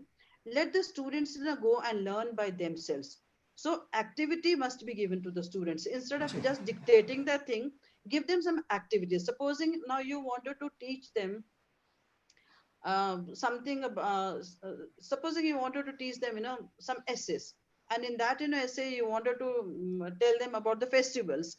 So I think in that way you can ask the students to be more creative. You can ask them to have some videos, they can be more creative. Some fancy dress videos could be made. Some group videos could be make, and that could be shared with the teacher, either on the WhatsApp or either on the mails. Or you can ask them to actually write up or to how to make slides. Give them more project oriented activity. This is what I mean to say. Don't just dictate them, and don't just ask them, okay, tomorrow is your e-assessment, you know cram them up, and tomorrow I'll take your test. Don't do that. Instead of you must be more creative in your presentations. You must be more creative to the thing and ask them to do, not ask them to just listen to you and actually acquire the thing what you are saying. Just tell them, this is a thing, I'm also learning, you also learn. We'll share videos, we'll share audio chats, or we'll chat together. So that way you could be more friendly to your students through the blended learning, or maybe through the digital learning, because these days it's only digital learning, there is no blended learning. We can't touch our students, and that is the most negative thing which COVID has given to us. Even the teachers, students are missing their teachers, because some students, they only learn with the touch of the teacher. The teaching is actually touching the student. So but you have to touch them through that creative activity which you are going to give them. Like one example I must like to share with you. I'm teaching translation studies to my students, and suddenly I gave them all theories and all, and they become so dull. They didn't actually literally stopped answering to my queries whenever I was asking something to them on WhatsApp, or maybe through short Zoom meeting. They were not answering anything to me. So I found them that the theories became too heavy to them. Then suddenly I said, let's do one thing, we'll do some practical translation exercises. So I don't wanted to give those books from my part. I said, okay, you are living in the different areas, because in Himachal we have so many oral languages. Every hill has its own culture, its own language. So more than 400 languages we are speaking in Himachal.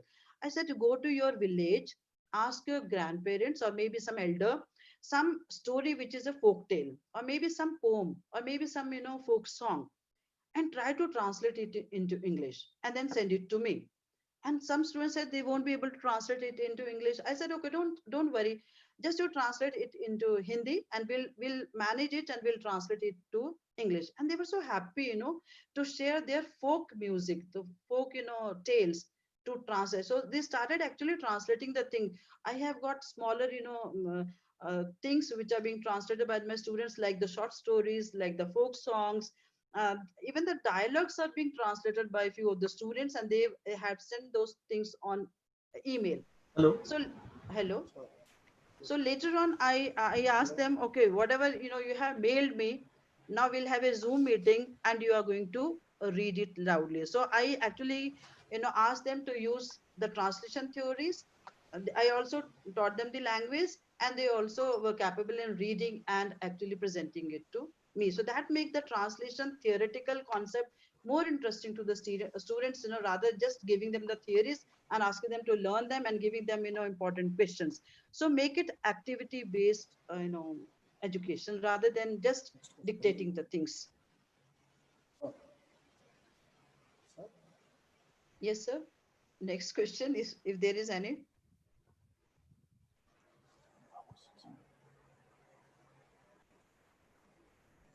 Okay, madam.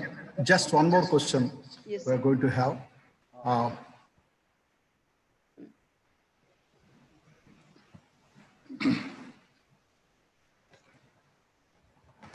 Again, in your answer, we find human touch. Yes. And the teachers should be, it is not just teaching, it is touching. Yes. And a teacher should be very democratic. That's what you have said, and that's very good. Now, there is another question from an anonymous attendee. Can you please suggest any simple and user-friendly learning app for rural students? Since I teach underprivileged and academically weaker sections of society in my college, he says. I talked in one of my slides also in my recommendation is that ICT must be taken as an initiative as the priority, basis, and especially to the rural students and to the underprivileged students. I think government is now these days opening up panchayat, houses where they are actually putting up computers also. So half the thing, if they are underprivileged students, they are the poor students, you can connect with those in a panchayats, or you can actually connect with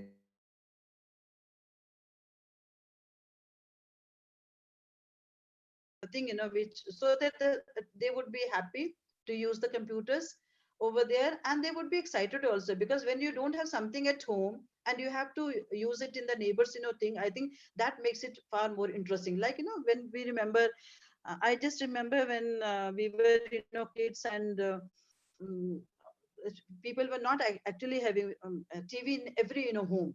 So in our, homes, when Raman used to come when I was a young, girl, so more than 50 people would gather from the neighborhood in our house, and we were having a nice kind of party or treat over there.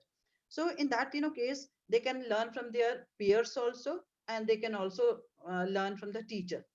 Second thing is, you can have you know the what do you say, the local local radios are very, very interesting, and that is being used in West Bengal. I think West Bengal has so many local channels. So if there are local radios, you can ask those local radios in around area, that they could give you 1 hour every day. So teacher can go to the radio station and he or she can talk through the radio. And because radio is available in every home in India, whether they are underprivileged or they are the rural one, now you have to motivate them, because whatever I said, if they empathize with you, they empathize with the language, they will learn it. But if they don't have the compassion for the teacher, for the language, they won't learn anything, because you can take a horse to the water but you can't make it to drink. So very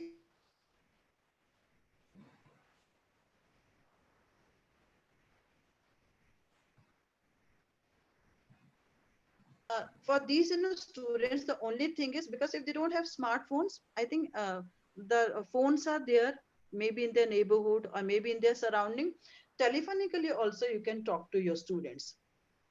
So interact more and teach less, because interactive way of teaching is far more better in a way, learning the things rather than just dictating the thing or telling them this is the syllabus. Okay, I'm going to teach you noun today, so this is noun, name of person, place and thing, remember this and write it in your notebook. Rather than saying this, I think you can begin the noun teaching from the examples. You can ask, you can call the students, because everyone has phone these days, maybe the poor students are there. You can call them and you can tell them, okay, where are you sitting, so what are you using? Okay, phone. Do you know phone is also a noun? So who is sitting in front of you? The person would say, my father is sitting. You can tell, okay, your father is a man, so man is also a noun. Who is other one? Mother. So you have to make it more interactive and creative, rather than actually just teaching the theories from the book. So whenever the students are not interested, I think begin from the examples, the other way around. Like, when we read novels, when we were young, children, or young, when we were young people into our youth, what we used to do when we used to buy, novels from the market, we suddenly go to the last page. We wanted to know who is the murderer. We wanted to know the reality of the novel, first, and then we would, read that, novel, because that excitement is always there among the students.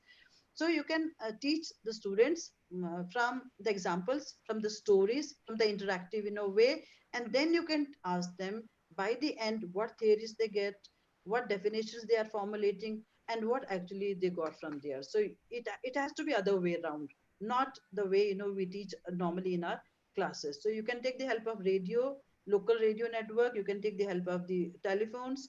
You can take the help of the panchayat, panchayats, where the computers are being installed. So students can, come over there and they can attend, I think, group, classes in the panchayat bhavan. So this is the thing we can, do.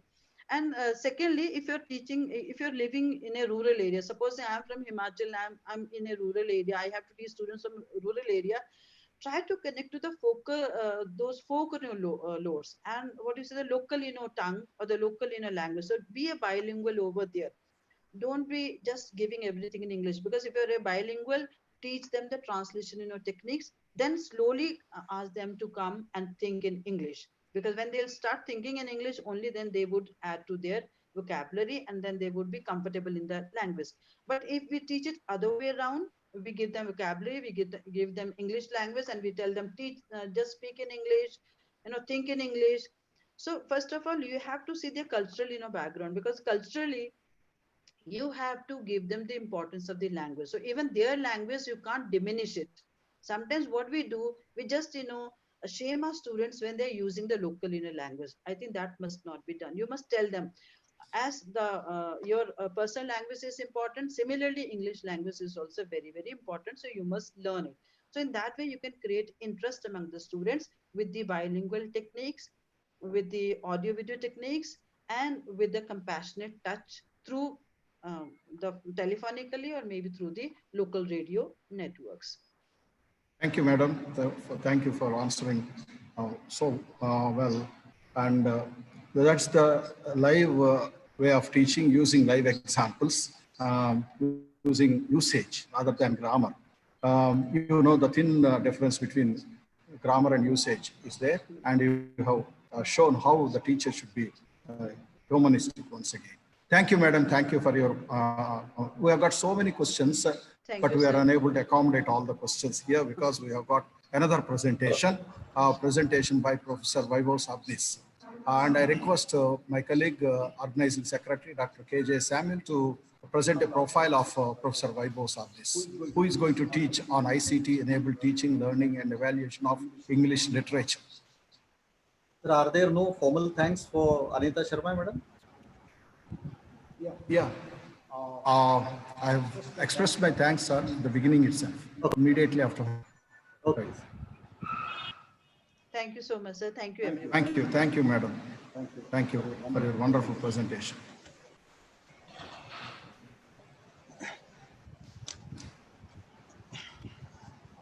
I'm privileged to introduce Dr. Vaibhav Sabnis, the main, very important person conducting the webinar at our college.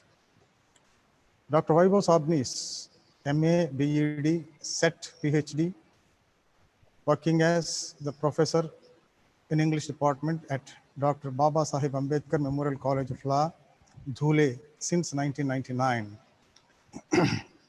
He worked as the coordinator in the college for NAC and IQAC. His specialization is ELT, Indian Writing in English, Legal Language. He is the founder president of ELT at English Language Teachers Association of India, Khandesh chapter. He research guide for KBC, North Maharashtra University, Jalgaon. He presented over 58 research papers published in national and international journals. He participated in more than 60 national and international seminars and conferences.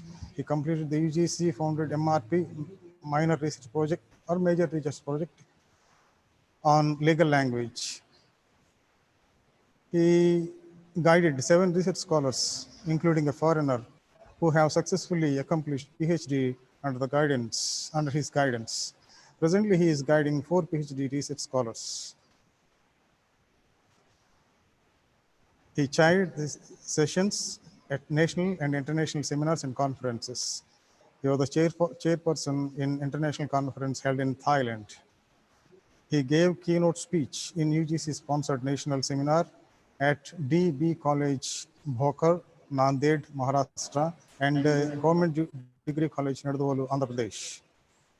He delivered lectures and speeches as resource person, chief guest, judge, examiner at various national seminars, state programs, and colleges. He delivered many lectures in various workshops, schools, colleges, NSS camps, legal literacy camps, and so on. He had honor being the external referee conducting PhD Viva overseas. He published books with ISBN as an editor. One, Indian literature in English, some reflections. Number 2, ELT, innovative methods and techniques. And Manu Samati, it is written in Hindi. The collection of his poems in English entitled "O Love, O Life" has been recently published. He gave background voice to many local TV advertisements. He attended the programs on Dhule radio. So now we are going to listen to the strident voice of a handsome professor.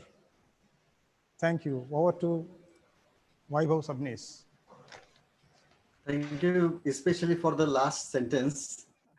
Handsome is what handsome does. I hope I'll be doing my job handsomely. That will make me really handsome. But thanks for very loving and respectful words, Professor Dr. Samuel, sir. Honorable Principal, Honorable John Narnesh, sir, Samuel, sir, Chakravarti, sir, Havila, Subbu, sir, the smart man, who has been looking after all the technicalities of these webinars. My very close friends in this webinar who are watching live on YouTube also, and all my dear participant friends. Dear friends, after a very wonderful lecture of Professor Dr. Anita Sharma, madam, it's a Herculean task for me to give justice because I'm nearly 10-15 years younger than her. She has been more experienced, and the topics she has handled, the way she has handled is really wonderful. Dear friends, I'm going to deal with ICT enabled teaching and evaluation of English literature. What I'm going to deal with is what is ICT. Actually, Dr. Anita Sharma madam has already spoken about this. Then I'll be talking about ICT tools, which you know very well. Most of you have been using it. And then I'll be talking about ICT enabled teaching of literature. I'm not going to deal with theory or theoretical aspects. I'm going to be very, very practical. I'm going to give examples. So that is how my session is going to be. Then I'll be talking about another important thing, ICT enabled evaluation.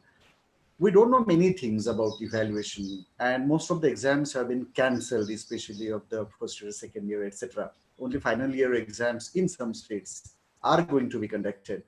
But this online evaluation or ICT enabled or based evaluation gives us so many opportunities, so many tools for us to conduct evaluation through online modes. So that is necessary amidst this lockdown, though there are many pros and cons, there are many abuses and uses of this. And I'll be concluding my lecture thereafter with some advantages and disadvantages of this. Already Dr. Anita Sharma madam has talked about information and communication technology. Nowadays, less than knowledge is information. Without any fees, without paying anything, we get lots of information. In olden days, we used to pay money for newspapers and magazines and so many things. But today, because of this www. We are getting so many resources and sources free of cost. So there is information around us through different WhatsApp groups and Facebook and Twitter and so many online newspapers, etc., etc. So information is in bulk with us. It is the information of languages, literatures, people, cultures, etc., etc. And we are born for communication. We have been communicating verbally and non-verbally. And because of social media, the revolution in social media, because of the creation of digital natives, we find that communication is taking newer shapes. Today we have TikTok and its rival. And today we have so many social media sites. We have musical sites, and we have so many other platforms which can be used, which can be integrated in our educational system. And technology, yes, technology is the part and parcel of our life. Yeah, there are some poor people, very poor people. I will call them not poor, but very poor people who cannot afford to have a mobile phone or a tablet or a computer or even a television.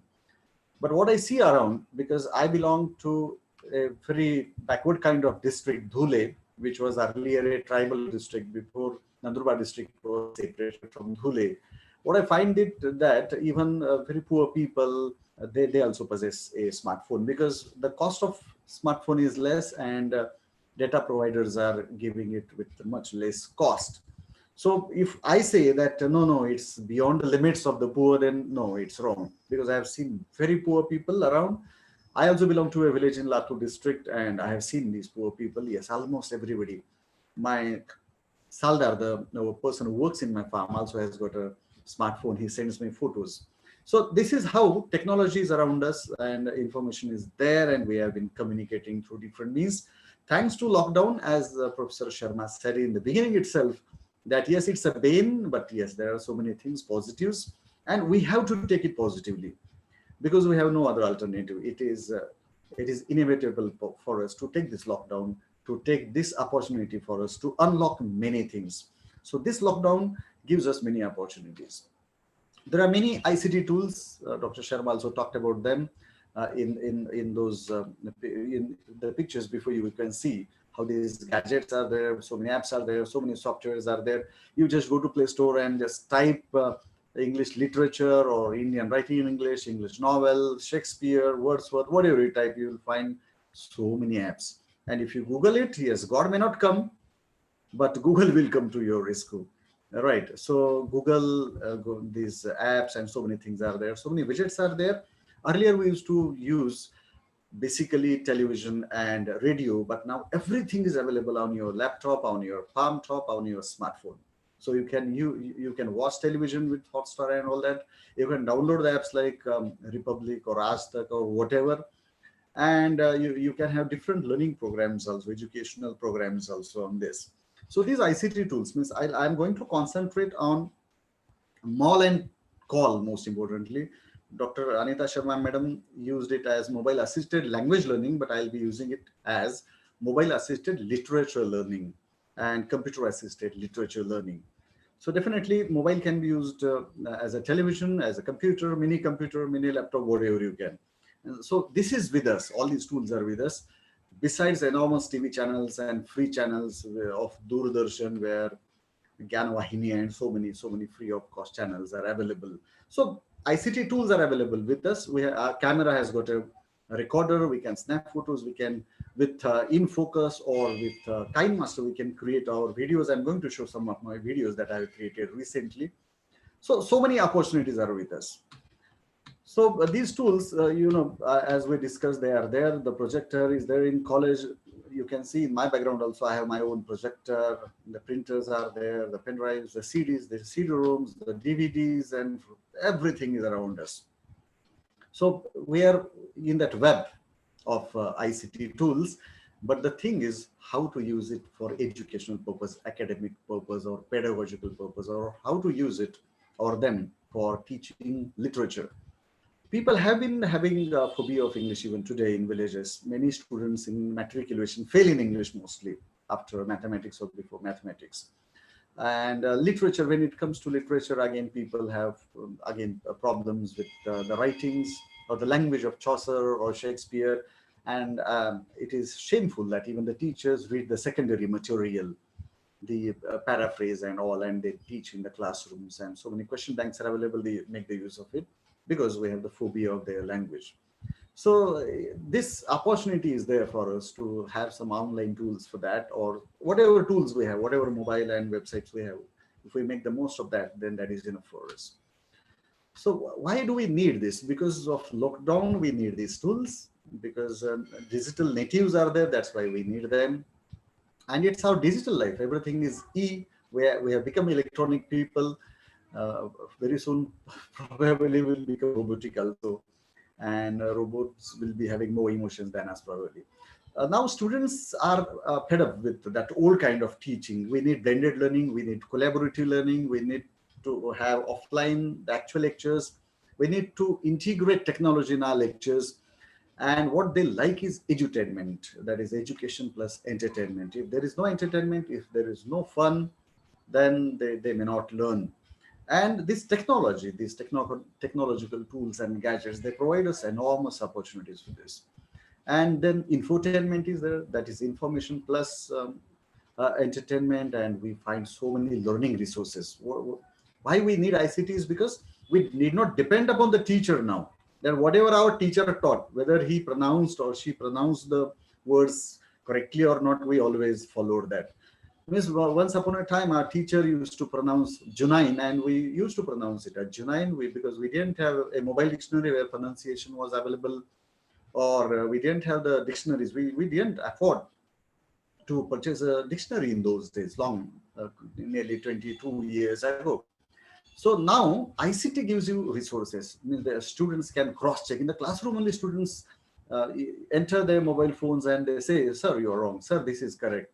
So this is there. So this lockdown has given these positives to us. And before lockdown also, ICT had been there. The most important thing is you can learn anywhere, anytime, and anything. You get up and ICT is there for you. All these gadgets are there for you. All these websites, apps are there for you. And literature can be learned and taught with the help of these anytime, anywhere. For example, many students do up and down, and it is not good to read, whether it is on laptop or mobile phone or in the hard copy book. So in that time, this ICT-based teaching comes to your rescue, that you can listen to the audiobook, or you can watch some videos on YouTube. So many resources are available for this. So I'm going to focus on smartphone and computer. I'm not going to talk about television or radio and other things. So because of smartphone, I got social media, and I have seen on Facebook. Now Facebook is no more just for entertainment, or WhatsApp is not just for communication. But during lockdown, our principal motivated us to create a WhatsApp group, advised us to present at least a 10-minute video or a 20-minute audio to the students. We posted on YouTube, we uploaded that, and we provided the links. We conducted meetings on Zoom, we recorded them. We again shared them. We uploaded them on YouTube, on Facebook. We had Facebook live lectures also. Not every student could attend it, but this is how we can convert the entertainment into edutainment. So if we have discussions on literature, etc., and through social media, we connect with our students, they can also listen to us anytime they wish. And that is how we can make the most of this smartphone, which is enabled by ICT, we may say. There are so many movies. When I used to teach, for example, a novel, The Old Man in the Sea, long back, I used to read and I used to explain, and many students used to sometimes sleep if the lecture was somewhat late, or if I taught for more time.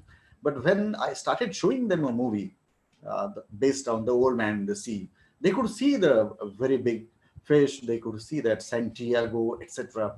The same thing happens with The Merchant of Venice, how that Shylock would look like, and so many things. I'm going to cite these examples. We can watch them on phone, we can watch them on computer, and they are easily available. Most importantly, they are available free of cost. Besides this, we find that we have other things also, like YouTube, and we have many trusted sites besides this. We can, if we have that interest, then definitely everything is possible. And I'm using the general term like internet, so you can Google it, you can search here and there, and you will get lots of material. Now Wikipedia is there, which has been cited by many people, and I'm not going deeper to Wikipedia, but for the sake of knowledge, for the sake of information, yes, we can have trusted material there also, because hyperlinks are given, or the endnotes and footnotes are given, which you can click and you can see the sources. So internet also provides ample opportunities for us. And of course, social media, etc., is based on internet only. We can watch movies with the help of internet or sometimes downloaded videos. Another thing that we can add is video conferencing. Now, there are so many providers of this. We are going to discuss it later. And whatever we are doing right now, there is also through the Zoom app, video conferencing. And then we have so many ebooks available in the form of PDF books or other forms. I'm going to show some of them. And then most importantly, as I talked, audiobooks. They are really wonderful, wonderful. You can create your own audiobooks, most importantly. So let's move. Now, suppose I want to teach the English novel, The Old Man and the Sea, written by the Nobel Prize winning novelist, Ernest Hemingway, American writer. I need not tell everything to the students because I can show so many things. So here, let's see. It is available in the PDF form. Right. I said earlier that I will be showing everything practically, most importantly, evaluation. So here, this is a PDF book, which is available free of cost. And this is the novel, The Old Man and the Sea. So you can read the whole novel wherever you wish. It is free of cost. It is in PDF. You can copy some text from this for your sake, for quotations, this and that. Man can be destroyed, but cannot be defeated. So a very bold, iron-willed Santiago, determined Santiago. That is what we can read from this source. So see, what we get is so many sources and resources. Next source that we can have is an audiobook, as I said earlier. So this is also very simple. And we can understand the accent, we can understand the feelings, and we can try to upgrade our own English because of that. So I'm playing that audiobook based on The Old Man and the Sea.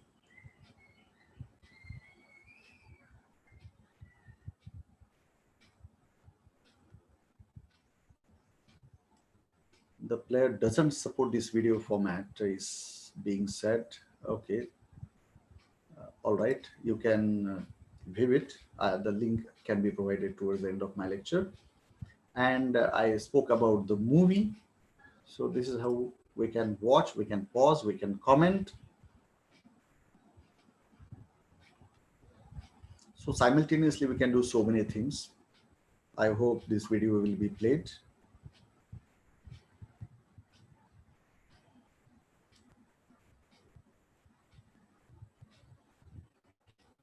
Because it is a screen sharing with nearly 500 people, it might be taking a bit of time. Okay, again, there is problem with this also. Let it be.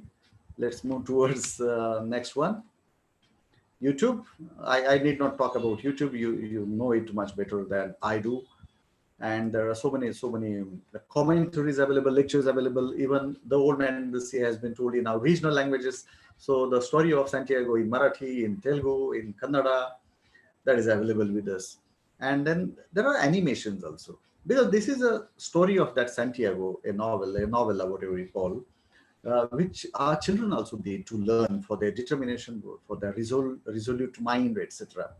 And hence, we find that this platform, online platform, gives so many opportunities. Now the teachers can share these links with the students via Facebook, via YouTube, etc., via WhatsApp, social media, whatever social media.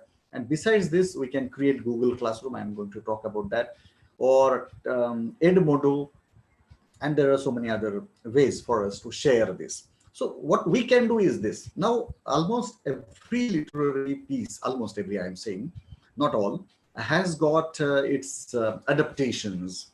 For example, if you want to read Chetan Bhagat, you can read, and again, you can watch Hindi movies based on that.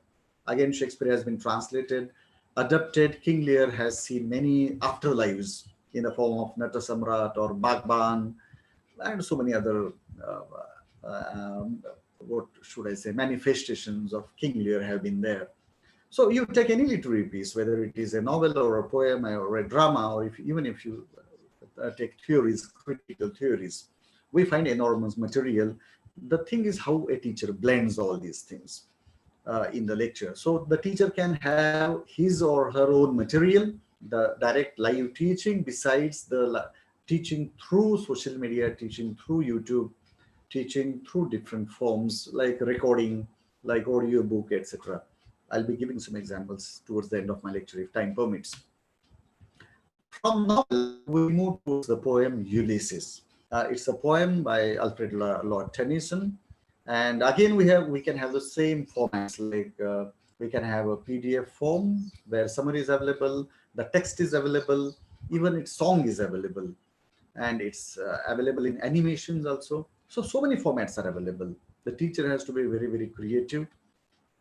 And the teacher, see, this is directly on YouTube, sorry, on the Poetry Foundation website. Here, this, you can see the audio symbol is there. You can play the poem. I hope, yes, we can hear it.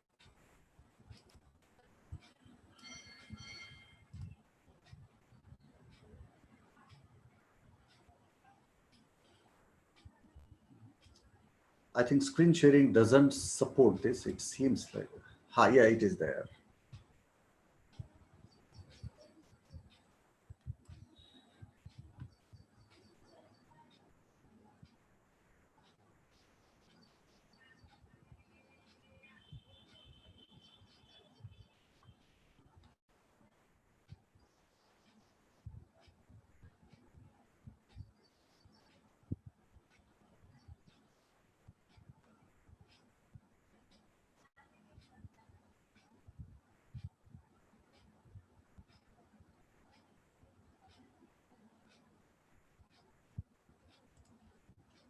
I think this is enough because the text is before you and you can listen to the audio. What is important for us, the non-native speakers of English, is the pronunciation, the accent, the pause where to take, because there is lots of meaning, that hidden meaning, that suggestive meaning, that figurative meaning, and a lot depends upon the recitation of a poem, how we read out the poem aloud. So it's a long poem, and we can have that commentary in the form of this. And then we can have other material there where we can see. We have pictorial also, Ulysses, where this hero, Ulysses, has been shown. His wife Penelope, his son Telemachus, all these have been shown. Oh, it's good. I hope you will be able to enjoy this video.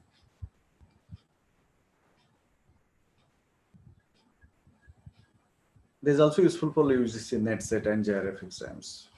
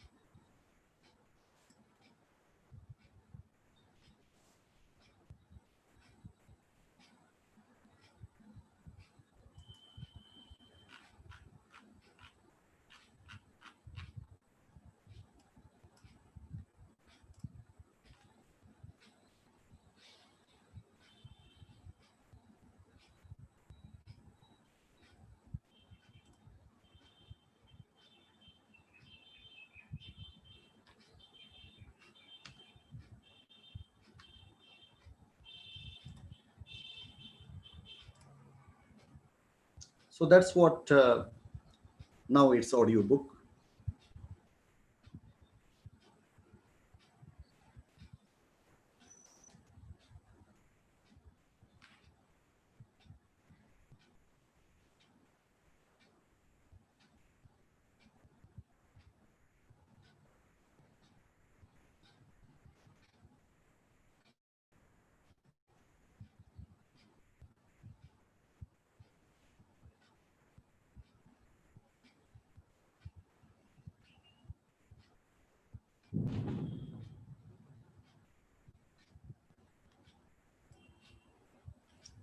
We are having just samples because we are going to move towards ICT-based evaluation also. And then we can have a video also, right? So I'm just giving the samples of how we can use ICT. This is animated.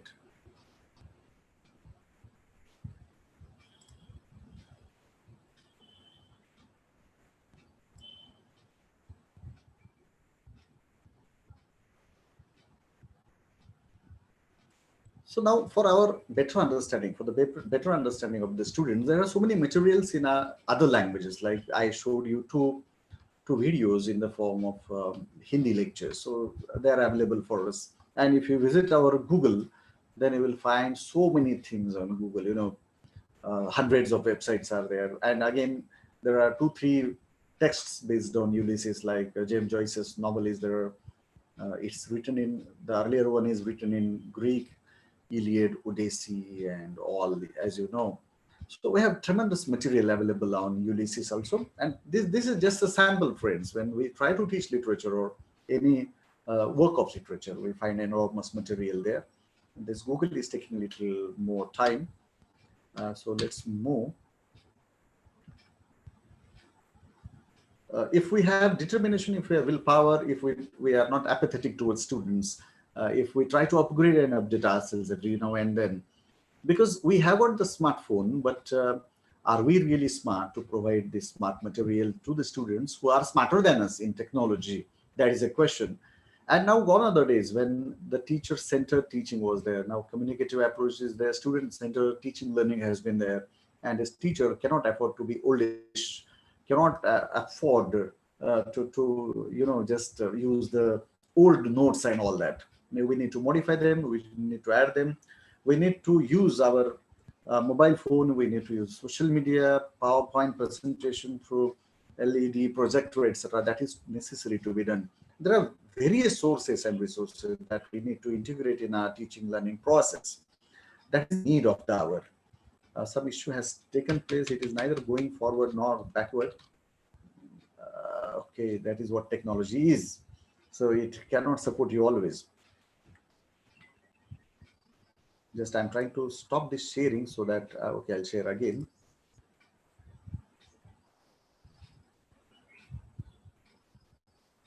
And friends, what we need is lots of interest, whatever we are doing. And when we get the interest, then these teachers can provide so many things. Even when you are on leave, you can provide ample opportunities to the students. There seems to be some problem with the mobile, laptop, or I don't know, the internet. Anyway, so this is an example of Ulysses. The same is the example of stopping by woods on a snowy evening. I was just browsing on Google when I found that a very small, simple poem, a kind of sonnet only, and one of my most favorite poems. These the concluding lines of "Stopping by woods on a snowy evening," written by American poet Robert Frost, have been found, had been found always on the table of our first Prime Minister of India, Jawaharlal Nehru. And he has quoted the same lines in his autobiography. So it was available in a very beautiful form. Firstly, that song, the Western song, which we do not know or we are not comfortable with, has been there.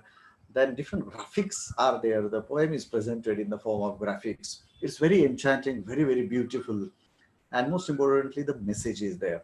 So many times, because we belong to our own non-native, we are not the native speakers of English, and that's why we don't know many things of literature. And in this context, we are helped, we are guided by technology, by YouTube lectures, and so many posts, so many blogs, as Dr. Anita Sharma madam also said, that many leading teachers of India and abroad, they have been creating blogs, they have been continuously, regularly writing their blogs, and that can help us to view what they say and their important talks. The same thing is with, we get connected with the world teachers. It's not restricted to India alone. We get connected to the teacher world. So we become local plus global.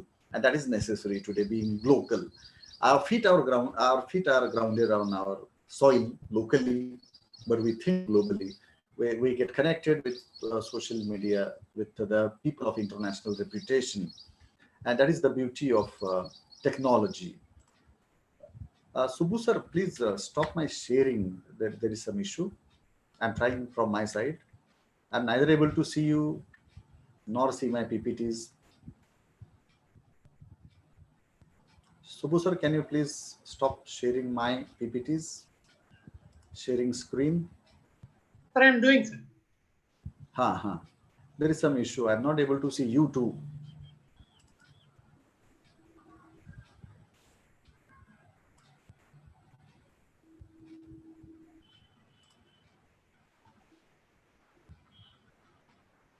So sorry for this inconvenience. Yes, I'm back now. And okay, my sharing is still there. So dear friends, I was talking about these things, and the same thing can be talked about drama also, because we have various dramas available. But I have taken the example of the Merchant of Venice, and I'm afraid whether my screen sharing will give trouble again or not. So again, same sort of material is available. When I started teaching my students with the help of a movie based on the Merchant of Venice, then they could understand it more. It's very, very difficult for the students to understand the writings of Shakespeare, and it is difficult to the teachers also.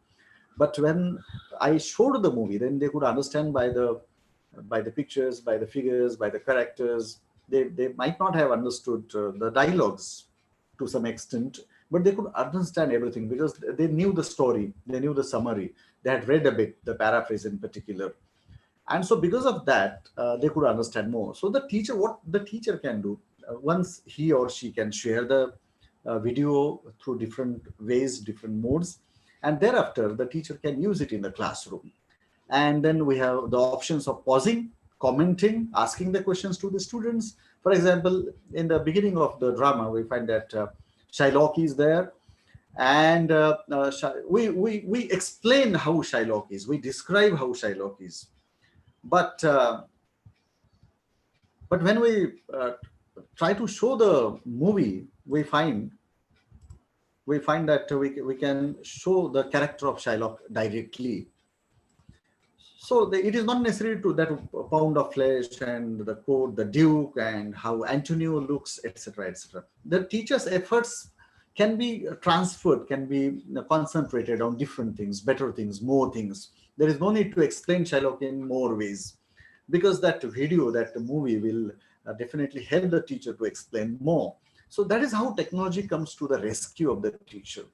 Suppose I'm new and my students have nothing to do and they create a disturbance for the other classes, then definitely one smart student, one regular sincere student from that class can start my lecture online. For example, I'm at home only, I'm not feeling well, and I can do live streaming there via Facebook, via Skype or any other modes, or I can prepare my own video. I'll show after a while how I have tried to create my own PPT with me inside, or we can create our own video and share.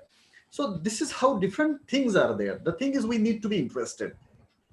There is LMS, there are so many learning management system, applications, softwares, website, MOOCs, and this and that. So many things are there, and there are so many webinars nowadays and faculty development programs also on e-content development. Even NAC asks whether you have created the e-content or not.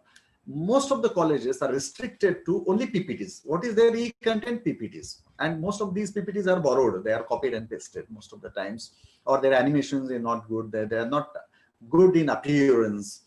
And most teachers, what they do is they copy the Word file and they put it in their PPTs, PowerPoint slides. So that is a very poor way of presentation, I believe. And hence the teachers can use multiple things. In your PPT, you can insert, as I have inserted hyperlinks. Then I have created one more movie based on that. I'll show after just a while how it can be integrated in our teaching learning. So again, I'm trying to share my screen. I don't know. Subbu sir is there to help me. I'll try to share my screen. So dear friends, what we need is technology, interest on the other hand, and then nothing is impossible for us. Interest, technology, that smartness, if we try to learn, then nobody can stop us from learning. And that's why we get enormous opportunities for teaching and learning. And definitely this world has become a global village, and we being the citizens of this global village, the international citizens, we need to create these opportunities. We need to share our content with others, etc., etc. So I hope my PPTs are visible to you now. Subbu sir, my PPT, can you view my PPTs now? No, sir. Yes or no? No, no, sir. Okay, okay, okay. Just wait. I'll share my screen. Okay, sorry for this inconvenience, dear friends. I'm trying to share the screen, and I'm going to move It's already towards there, sir. how ICT-based evaluation can be done. So that is more important and more interesting also, because any people can give the sermons on how to teach the old man and the sea, and how to teach the poem Ulysses, how YouTube and this and that is there. So what is new? You will say integration and sometimes blended learning. What is necessary if electricity is not there, if power is not there, if net is not there? Then what is to be done? That is to be understood by the teacher. But beyond that, there are a few things like we can have WhatsApp groups of our students where we can share different links. We can provide our own lectures there, and we can ask students. Students can ask many questions to us. Because of the social media, students have come very close to teachers. We didn't know the even initials of our teachers. We were so far from our teachers that the gap, that space was there. But now students can ask anything anytime to us through social media, because almost every student and teacher has got a WhatsApp account or Facebook account, and so many blogs. And teachers, if they are interested, can create blogs. They can post something, or at least they can post on Facebook, on WhatsApp, and yeah, so many platforms are available. Now video conferencing, again, so many things are spoken about Zoom, but I have not experienced any glitches, any problem with Zoom.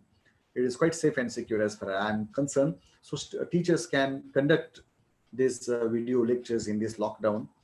And yes, again, not possible to everybody. Bandwidth is low, and technology doesn't support many times. So these are the online platforms, WebEx and all. They are also there, that we can use this for teaching literature to the students. And while using these platforms, we can share our screen. We can show them videos. We can show them PPTs prepared by us, PPTs by others, lectures by others, and material by others also. And then now we are moving towards evaluation, and that is the most important part of my lecture, because most of the things regarding my lecture so far were known to you, and they must have appeared very simple, very, very easy also. So Google Classroom is one thing where we can post all these things. Whatever I said, we can create a Google Classroom, which is free of cost. Everybody who has a mobile phone needs to create that Gmail account, Google account, and then automatically we can have Google Classroom. So let's move towards Google Classroom. I hope technology supports me now. Yes, we are moving. This is my Google Classroom actually. I hope all of you can see my Google Classroom here. And it is the class name is there. If you go to Drive, you can find that there is Google Classroom. For example, I'm telling this in little more details. See, this is the Drive, and everything is available here, whatever you post. And here is the Google Classroom. Here is Duo for your video call, and all this is Meet, like a Zoom, it is there. So all these things are there here itself when you go to these particular apps, Google apps. So here is Google Classroom. You can create the class, and you can add any number of students. For example, all these my students are there. You can add your friends, teachers. So teachers are there and students are there. You can just copy and paste the students' names from Excel sheet or Word file. See, all these students are there, any number of students that way. And you can add them, you can invite them by typing email, etc., etc. Via email, you can invite them. So here you can assign them some work. So here I have assigned, actually I have uploaded lots of material here. You can see here on Santiago, on communication skills, on the Merchant of Venice. See here, YouTube videos have been uploaded here, and Wikipedia link has been provided here so that students can see this. Now this is a Google Classroom. So this is classroom, this is digital classroom, this is virtual classroom, you may say.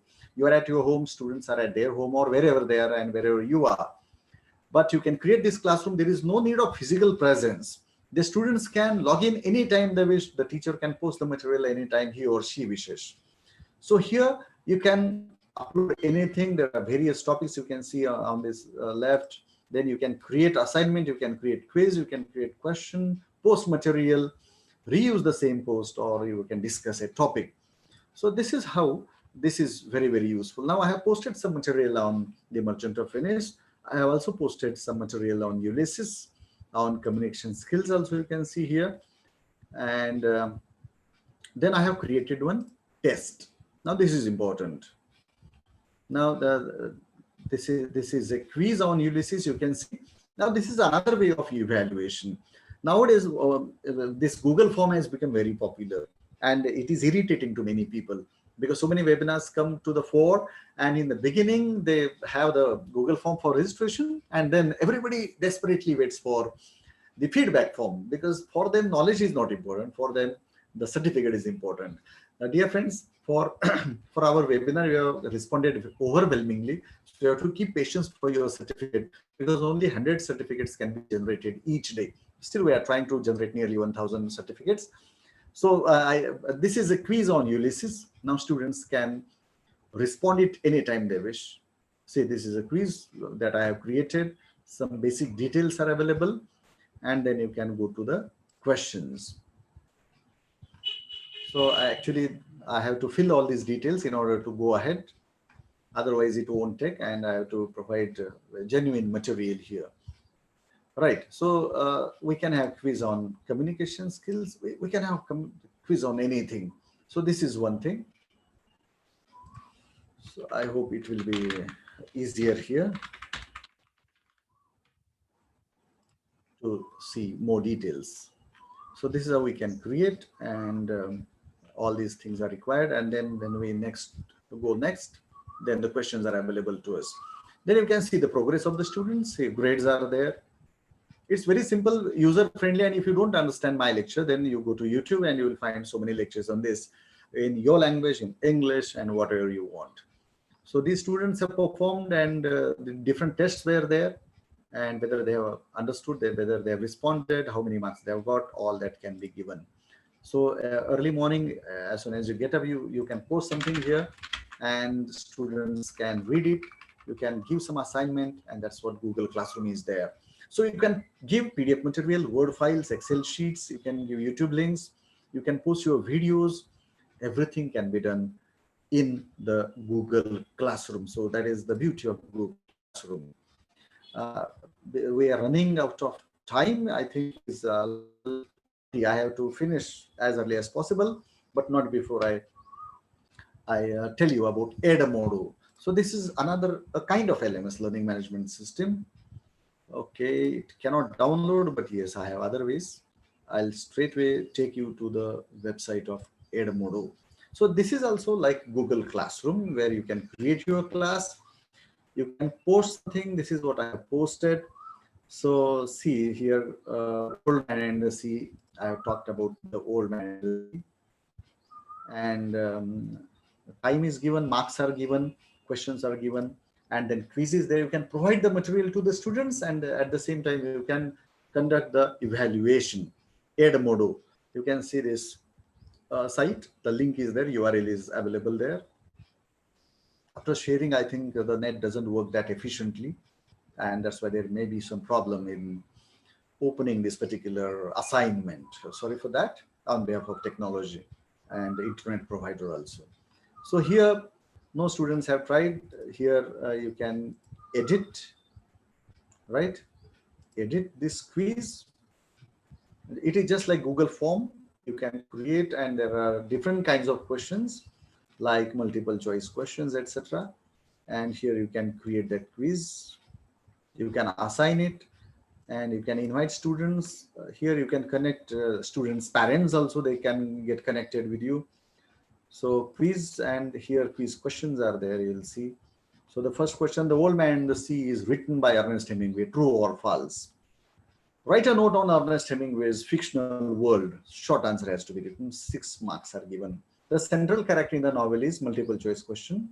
4 options will be there, right? Manolin, Marlin or Santiago. 3 options are there, 2 marks. Match the following. So Santiago, the fish, boy or old man, Manolin, the same kind of question and answers, matching. And then you can ask any kind of question. Later on, I have asked, does the novel end happily and how? So it is a short answer for which 7 marks have been assigned. And then there is the last question. what lesson have you learned? Because application of literature is also very important. This is a novel which teaches us so many things. And so we have to think from application level. It is not just bookish reading for the sake of exam and marks, but what we learn, whether we learn that stubbornness from the novel, determination, strong willpower and all, and how we can win the world with the help of that, that is necessary to be learned from this. So after Edmodo, I hope you have enjoyed Edmodo. We have Testmos. So again, I'll take you to the site itself. If you go to the site straight away of Testmos, you'll find that application, and you have to create the test every now and then. See, this is Testmos. If you just go a little backwards, you can create, you can build your own test also. So these kind of questions can be asked. You can shuffle the questions, you can shuffle the answers also, because there is possibility in your class. So suppose now post-COVID scenario is that everybody has got a mobile in the class or at their own homes, and you are providing questions and answers. And you have to ask very tricky questions which are not available on Google. Because what the students are going to do is they will search on Google, or they will ask each other, what is the answer of first question? The student will say C, A, B, like this. So you have to shuffle the answers and questions. And you can ask different kinds of questions. You can see, again, matching and this and that, such questions are there. This is Testmos. You can see here, there are different kinds of questions asked. I hope all of you can see the screen. So we can have multiple choice questions, choose one, choose many. Sometimes there can be two answers which are correct, true or false, matching, fill in the blanks, and essay. If you have upgraded version, then more options are, or more facilities and features are available for you. So this is what Testmos is. About Testmos, let's go back and I'll tell you what Testmos is. Just go to Google. It's a very brief guidance to you because of time constraint. So type Testmos and you'll get it here. Build a test. So you'll get some options here to build a test. This is the test. So test name is Ulysses. So you have to choose a password. This is my password. And you can create a test now with the help of Testmos. It's very simple, very easy and user friendly. So here is the dashboard for you. You can do the settings, you can add questions, and you can publish and distribute. So you can add questions here. And I have shown you how different kinds of questions can be asked to the students. So here you can insert the questions, multiple choice questions. So question number 1, who wrote Ulysses? Now there are so many options. One is Tennyson. And the second one is James Joyce. Third one is Homer.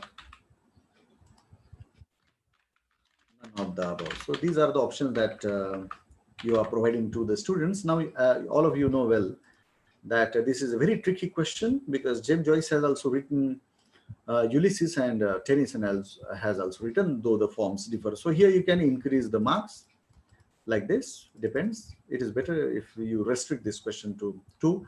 So choose one or choose many, that is the question. Choose many will be the better option here, because both the answers will be right.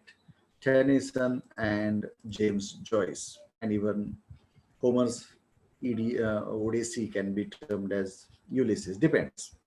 So we can go for next question, like true or false. I have shown you already. So here you can correct the question. Penelope is one of the characters in the poem Ulysses. So this is our question.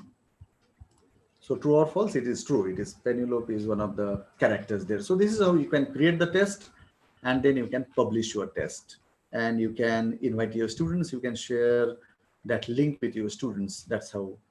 See, this is publish option before you. Right? You can save it. and you can publish it. Now internet is taking a little more time, and that's why it is not working very smartly. I hope you are enjoying. There are so many question answers which I cannot see right now. I'm sorry for that, because I have to focus on my lecture. So this is how, yes, now it is there. So you can publish your test. On right, you can see the options here. Download as Word document, or you can print it, you can view it, and it's beautiful. Whatever questions you see, or the question paper you see in different competitive exams like NET, SET, JRF, etc., you'll find that they are prepared in this way only. And then you can see the results when the students try to attend the test, take the test. Right. So all these options are there in the test modes, and I need not talk about Google Form. So moving towards my next slide, whatever you teach, whether it is poetry or fiction or what, poetry, fiction, or novel, you can use these audio, video. You can call the students. Suppose it is an oral exam, you can straightway call your students on phone. You can have video chat with the student. You can smart evaluation tools are there. You can call, you can record. Our student will record and send it to you on WhatsApp, etc., or Google Classroom also. The student can do the video shoot and send it to you. You can have video interaction, that is video conferencing with the student. And oral exam can be there. Student can do the presentation from his or her side. Assignments can be given, quizzes can be given on the based on different poems, different novels, short stories, drama, critical theories, etc., etc. Now, the learning opportunities for us available because of ICT-based teaching or e-tools, etc. We have got poem, we have got various MOOCs, e-Pathshala for PG also, for different students, for school-going children also. Arpit is there. National Academic Depository is also there. And what are the features of these? Are interoperability, accessibility, reusability, durability, and maintenance ability and adaptability. These are the features of LMS. You can opt for them. Let me show you the website of UGC here. It will again take a little bit of time. Sorry for that. So here you can see these links are given. On this is the website of UGC, ugc.ac.in. See, here you can see Swayam, UGC MOOCs, e-Pathshala, e-PG Pathshala, NAD, that is National Academic Depository, and AISHE, then Swayam. All these programs are offered. You can become a teacher there. You can learn there as a student at your own pace, at your own interest. And this is how it can be done. So that is important. Now, as an English teacher, your responsibilities are more, because students are smarter than you as far as technology is concerned. And that's why you have to be techno-savvy teacher. So I'm going to show you, let's see whether it plays or not. I'm going to show you my video that I prepared very hurriedly because winds were lashing and dashing and it was hide and seek. See.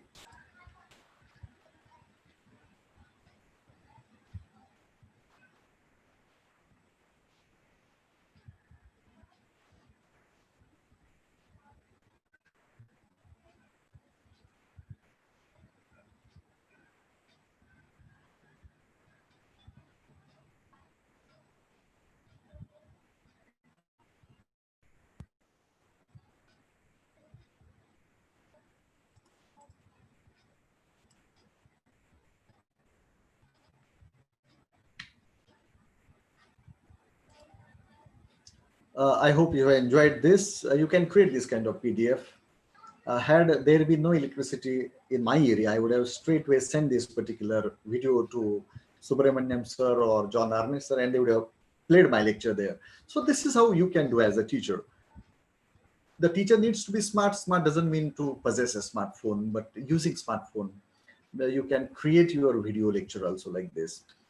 The teacher should be well versed not just in knowledge but in tools also. The teacher has to be very cooperative when it comes to technology, because many students don't know the technology, the Google Classroom, the test modes, the Edmodo, they don't know. So you have to be very, very cooperative, very, very friendly. You have to take them into confidence.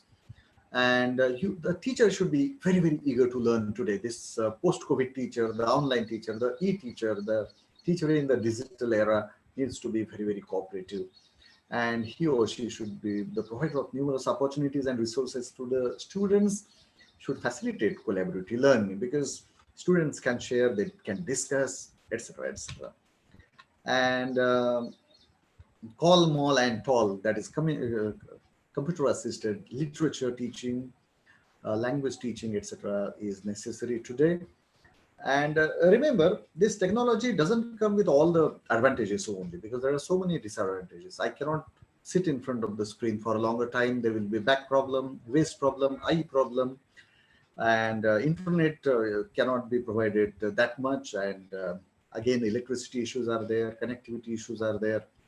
And most importantly, this new generation may get digressed, diverted, because there are many more important things, more interesting things on Google, and they may go to that. So it is very difficult to control them. So there are some uses and there are some abuses.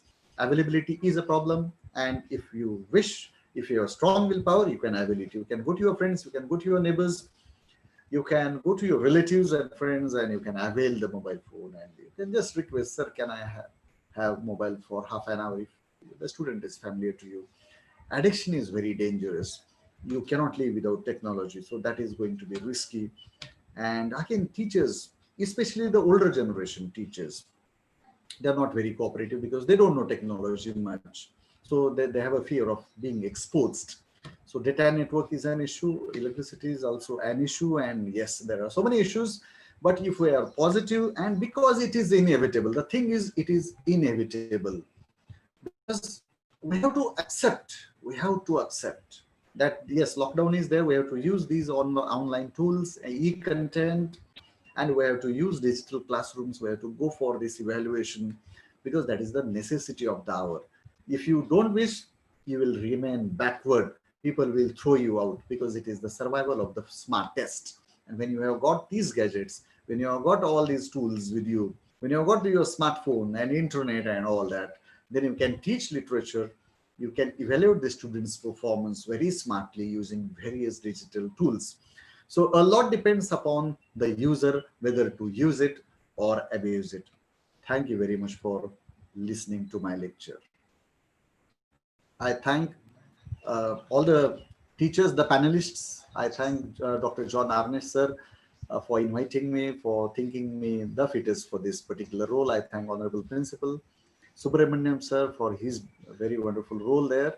Havila Madam Chakravarti, sir, and Samuel, sir, Anila Madam, I thank all of you for your love, for your respect. We have been trying very hard for last some days in order to conduct this successfully. I'm very happy that even now there are 492 participants watching in this webinar room. So it's very, very healthy. I couldn't go to YouTube. Otherwise, there must be our friends watching this. So thank you very much. If I said something wrong, something incorrect, please forgive me. Thank you so much, sir, for such an awe-inspiring and thought-provoking presentation. Hundreds of students from the stream of literature in our college.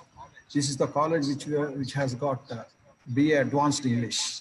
The present students and old students, they must be watching. They must be very much enriched by your presentation. And we are, as lecturers and teachers, are very much enriched by your presentation, sir. Though we have crossed the time limit, participants are still enthusiastic to listen to you. That is the enthusiasm which you have infused. That is the impressive way you have presented your presentation. You teach so impressively that you are teaching in a law college. You gave examples from Ulysses, Old Man and the Sea, Merchant of Venice, The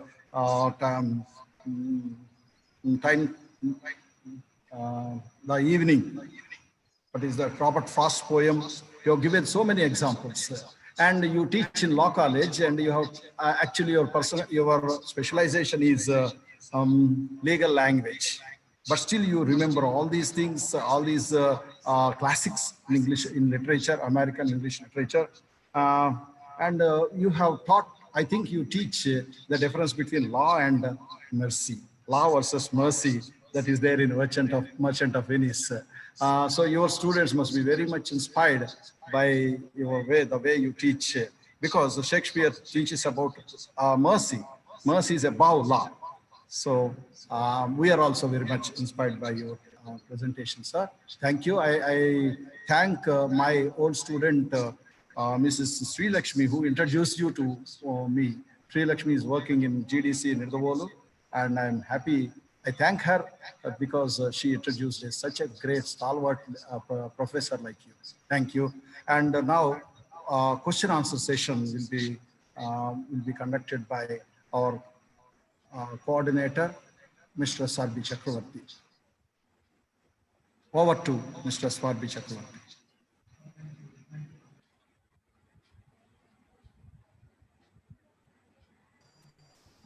Am I audible? Yes, sir. Yeah. Thank you. Several questions have come, especially in each and every session, and I'm going when we are going as we are answer a couple of questions. There is one question from Rekha Kumari, madam. The question is there offline LMS to provide assignments to students so that they can get it and revert back as students have no internet facility all the time? This, as I said in the beginning of my lecture, this ICT enabled teaching is anything, anywhere, anytime. So the students can do the assignment, complete the assignments anytime as per internet provision, as per electricity availability, etc. So the teacher can give that space, teacher can give that duration to the students. So whether it is Google Classroom or Testmoes or the Google Quiz or Edmodo, you can give the time limit of 1 week or even 1 month or no time limit at all. I couldn't listen to the question clearly because of some net problem, but I think I guessed whether you can give assignments to the students offline, etc., etc. See, when we talk about online, it cannot be offline, but yes, students can do it in 1 day or 2 days whenever they can as per their convenience. And the student teachers also can evaluate their performance wherever, whenever it is possible to the teachers. So that's how the online teaching is. So whether it is Google Classroom, you can assign them there, you can give them time. And see, nobody is that poor today, in my opinion. Nobody is that poor. It means your relatives, your friends, your neighbors have got mobile phones. So you can ask for a mobile phone just 15 minutes and you can solve the test. You can attempt that particular quiz. So when you have got the willpower and interest, you can do anything. I hope I have given the answer because I didn't understand the question.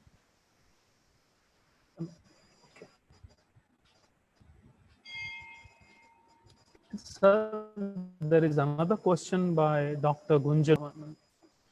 Is there any way that can enable us to detect whether students are cheating while writing their assignments?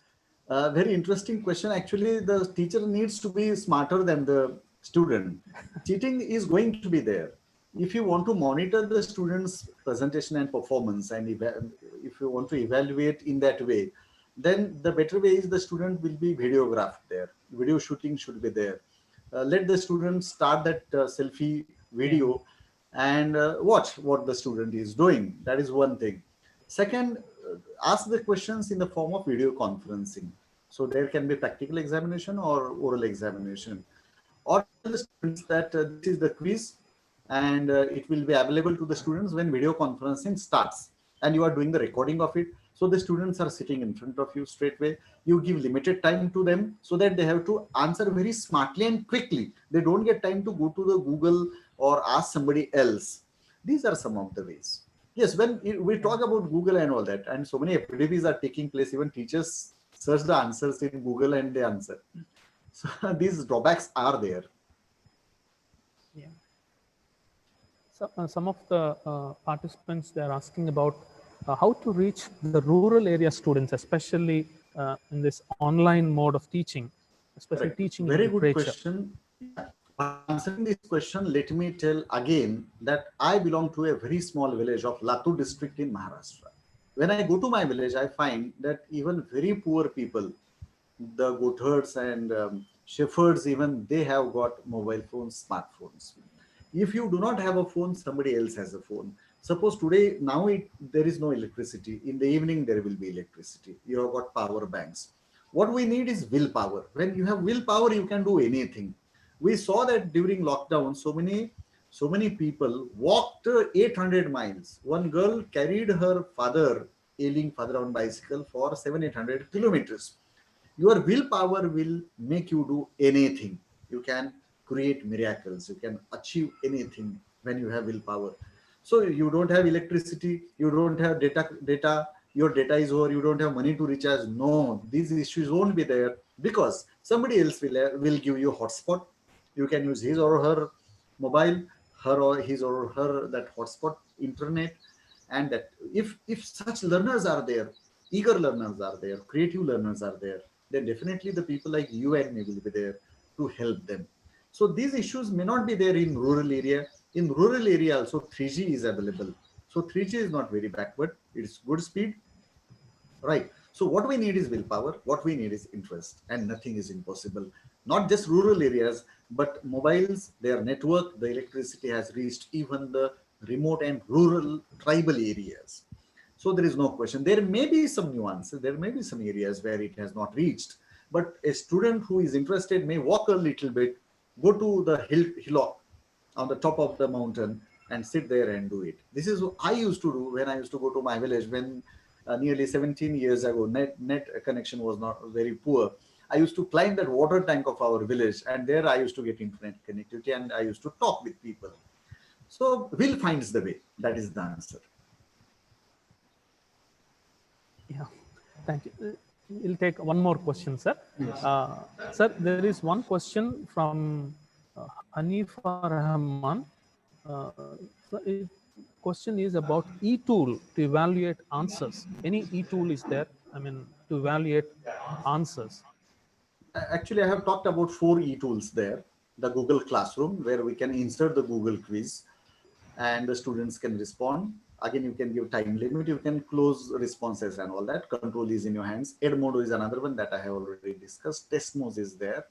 So these are the e-tools.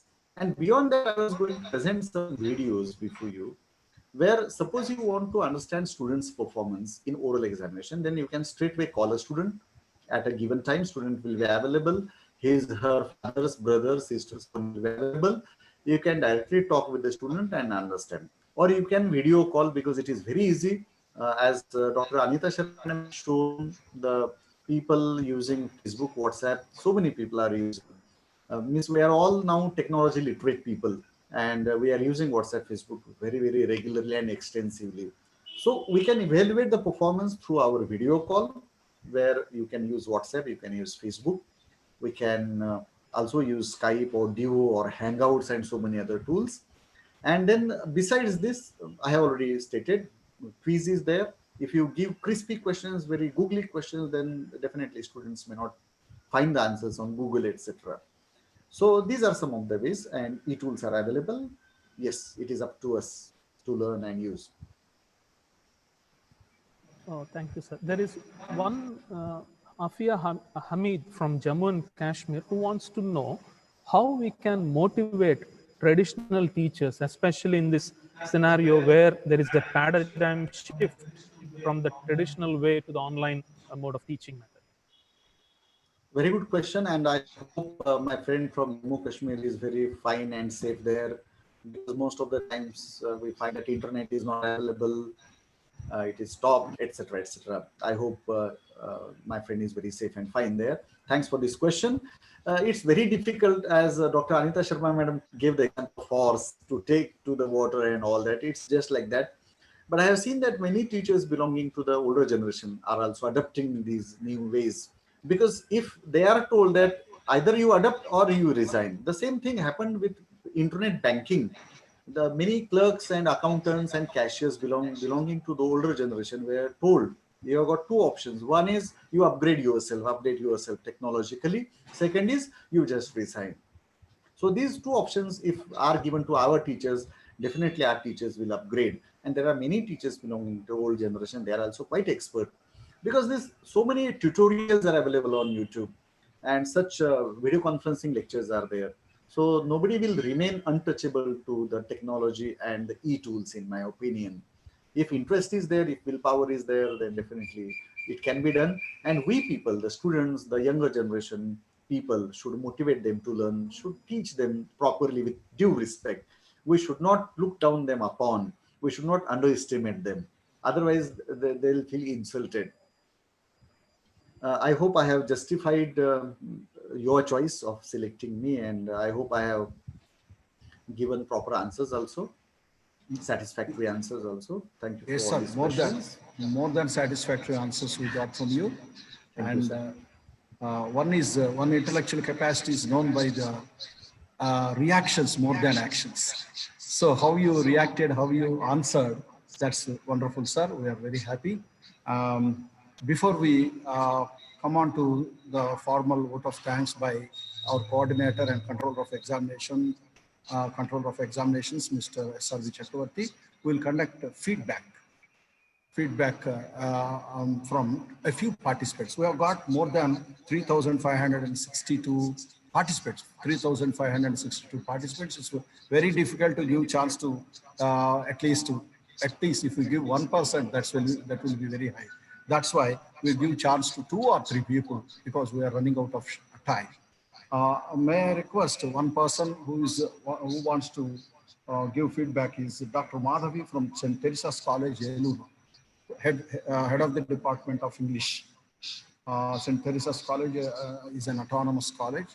Dr. Madhavi, madam, wants to give her feedback. Hello, madam. Hello. Subbu sir, have you taken her? Have you taken her in the panel, etc.? Subbu sir? Panel. They won't be in the panel actually. They are participants, sir. Yeah, you can convert them into participants. Please repeat her name. I'll search. Dr. Madhavi from St. Teresa's College, Eluru. I found Madhavi Patil, but she may not be Madhavi Patil, right? No, Madhavi, Dr. Madhavi. Let St. Teresa's College.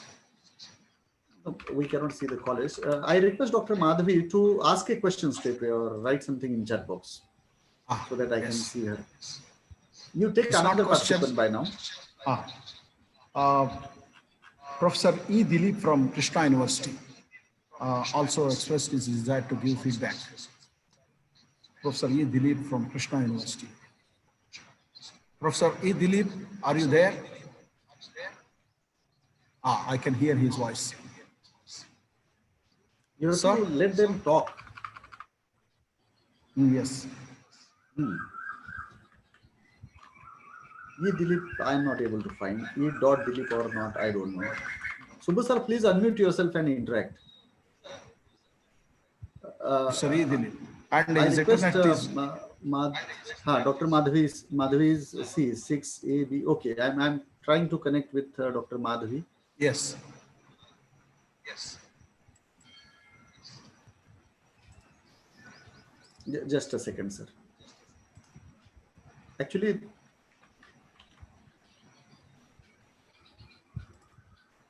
Dr. Madhavi, I have made you to talk. Please talk. Yes. Good morning, everybody. Can you hear me, sir? Yeah. Yes, we are able to hear you. Professor Vaibhav Sabnis, it was a wonderful, wonderful talk that you have given. Excellently received, I think, by all the participants. Your input was really an eye-opener for many of us who live complacently and we just think, oh my God, what's all this technology? No, but you had really shown us the way, how you could really unravel those mysterious icons on our Google.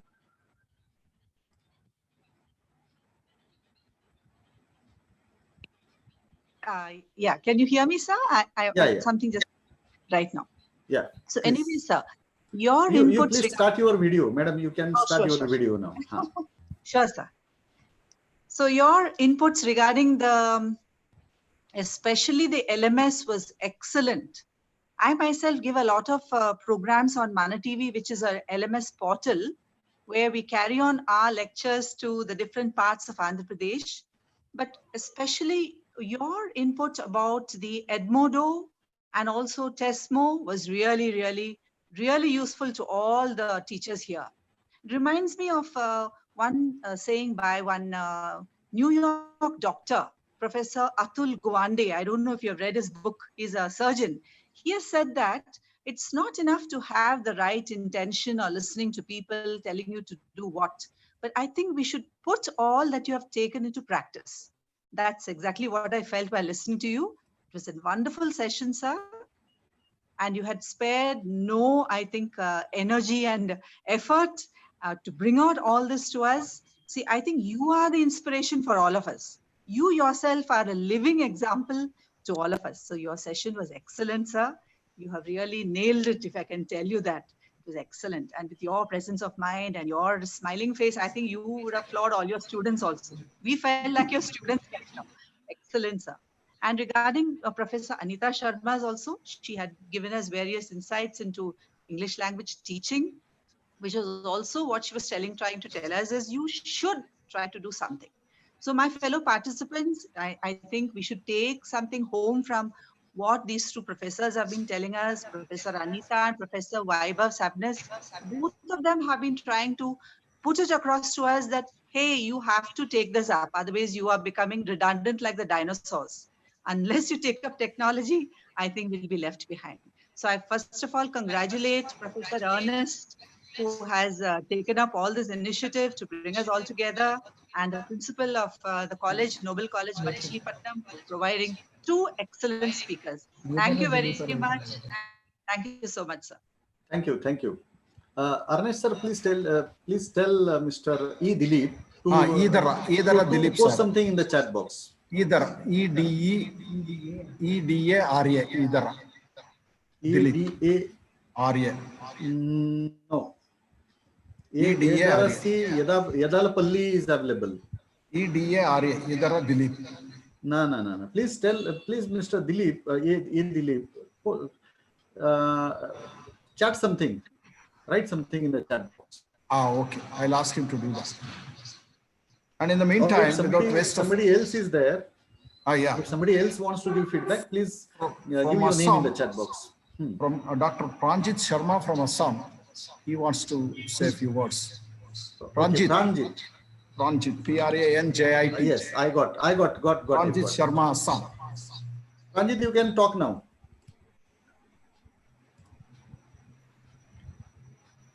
I'm trying to unmute Pranjit. You don't try, or somebody else should not try. I'm doing it.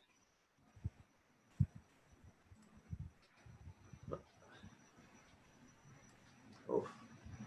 He's not able to hear us. No, he'll be there. But Subbu sir, don't do anything. I am doing it. Mr. Pranjit, you are a panelist now. I think you are trying to unmute. I am also doing it. So I'm not doing anything. I'm not a host. Pardon? I'm not doing. Pranjit Sharma, please unmute yourself and start speaking. Subbu sir, don't do anything. Let Mr. Pranjit Sharma do it. Okay. Yes, Pranjit. Now, yes, you can talk. Now you are unmuted. Muted, huh? You can start your video also, Pranjit. Yeah, that is I'm trying. Am I audible? You are audible. You start speaking and you will get request there to start your video, which I'm sending you very continuously. Yeah, I'm missing the video anyway. Okay, fine. I'm be audible, so I'll speak. And firstly, Dr. Vaibhav, you have given a very rich presentation, and it is beautiful. And my regards and appreciation to you. So nothing to ask this question, but one thing is coming in my mind. What could be the probable bridges in between teacher and students of literature? And what we'll miss from the traditional classroom if we use the technology? since we lots of talk about the imagination and fancy. What did you say? Sir, I could not understand your question. Will you please write in question and answer, or will you please repeat it Okay, briefly? in short way, what could be the bridges in between the teaching and learning in What technology? could be? What could be? Since you're a man of law, where to go? Because Not get. I'm missing something. It's not, I mean, Yes. some sort of problem with that internet probably. Yeah, if John sir, you could listen to it, please ask me that I question. too couldn't get what he is trying to say.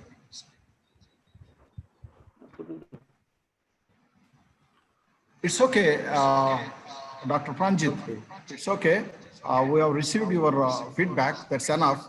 But the question, you can type it here. We can keep it and answer later because we are running out of time. Thank you, Dr. Pranjit Sharma from Assam. Now, we can't take any more feedback, sir. I think 3 enough from 3,652 people who have taken only 3 feedbacks because of the shortage of time. Okay, sir. Right, Yes, feedbacks are enough. Okay. Sir, we thank you.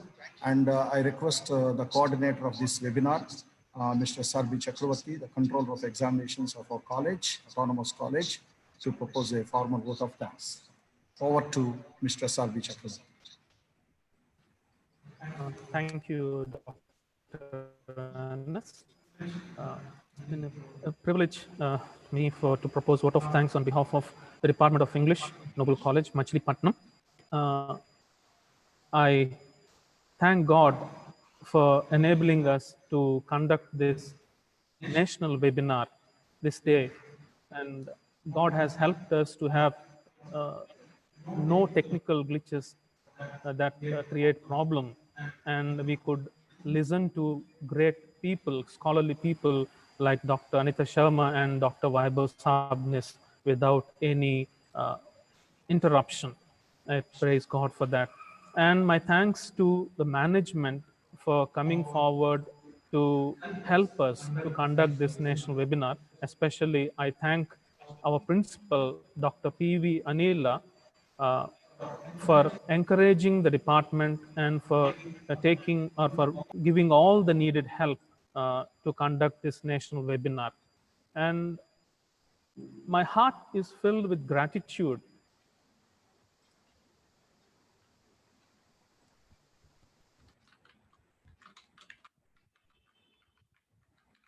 especially towards the renowned resource persons, Dr. Anita, and they have given so much to motivate ourselves in order to reach the modern digital world, especially the student community, which are far more advanced than the teachers, especially in this technological world. And through their talk, I could understand that it is the teacher's mindset that has to change first in order to embrace this medium, in order to reach in a more effective manner, especially in this pandemic scenario. Thank you so much, madam, and thank you so much, Dr. Vaibhav sir, for giving such an erudite talk in your sessions and all. And I must also thank all the participants. I mean, it was an overwhelming response, especially for this national webinar. And as the convener sir was telling, more than 3,600 and odd participants registered for this national webinar. And even on this Zoom, we have almost nearing 500 participants on this Zoom platform itself. And it's really an amazing response. And it is your response that have helped us to believe that though it's a small thing that we could do, but we could realize the importance of this particular area, especially in this particular scenario. And thank you so much, all the participants, for your valuable time in attending this particular national webinar. And this national webinar was a success because of the team behind this particular streaming and all, everything, the technological team. We have, of course, Dr. Vaibhav sir was there. I mean, he gave us a lot of help in this particular area. So on behalf of the department, especially our convener, sir, I must thank profusely Dr. Vaibhav sir for walking the extra mile, especially. I mean, he was so loving and ever smiling, encouraging. Even last night we had a small trial therein he was infusing that words of encouragement and confidence, because it was new for us. And still, sir, thank you so much for being with us throughout this particular thing. And I must also congratulate his friend and colleague, Dr. Praveen, who was also present behind the screen, helping us with these minute details. And at the same time, it is my pleasant duty to thank my own colleagues, the technical support team here in Noble College, and the likes of Mr. Satish Kumar, the head of the Department of Computer Science, and Mr. Solomon Sandeep, lecturer in Commerce, for giving that needed assistance. And I must acknowledge here the wonderful support and help received from Mr. Subramaniam sir. I mean, we have heard like Subbu like that. I mean, if I may be permitted to use that. Subramaniam sir was there throughout. He was there helping us along with Dr. Vaibhav, Satish, and Solomon Sandeep. And of course, our own kids are there, the alumni in Enoch from Nidavolu, and of course, our dear Rakesh here along with us for helping us to overcome these slight disturbances at all, if at all they're here. And because of this team, we were able to experience this particular national webinar in a very, very systematic manner. Thank you so much, all the team, for your wonderful support. And last but not the least, I must thank my colleagues, headed by our beloved, very dynamic convener, head of the department, Dr. John Ernest, for his wonderful leadership he has given, he has encouraged, he has brought us. And you know, I mean, in one of the meetings, Dr. Vaibhav was, I mean, when we are being introduced to Dr. Vaibhav, Dr. Ernest was talking about Dr. Samuel, saying that he was away 400 miles from Machilipatnam. See, our Dr. Ernest has somehow arranged in such a way that Dr. Samuel is with us, I mean, past couple of days, and so that we had that kind of a bonding, so that we could overcome the fear, the inhibitions whatsoever, the things that bring this kind of lack of confidence. Thank you so much, sir, Ernest sir, for giving us that encouragement, that leadership, and my colleagues, the organizing secretary, Dr. Samuel, for coming all the way in spite of this pandemic to Machilipatnam, and for staying here for the success of this particular webinar. And my thanks to Ms. Havila Pradeepa for her support in conducting this particular program.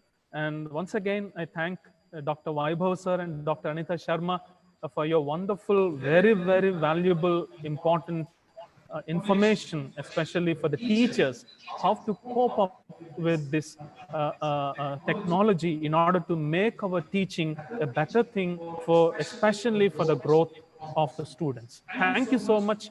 I wish and pray all the best for all the participants. Hope this webinar is an eye-opener. It was an eye-opener. It is an eye-opener for me.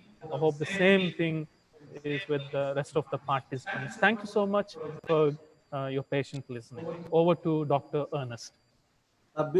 Before John sir, many participants are asking about feedback form. Dear participants, thank you for being with us. Right now, 462 participants are there, even though we are going to conclude very shortly. So thanks for your patience, thanks for your love and everything, respect for us. We'll share the feedback link via your email. You will get it on your email. Please check your email.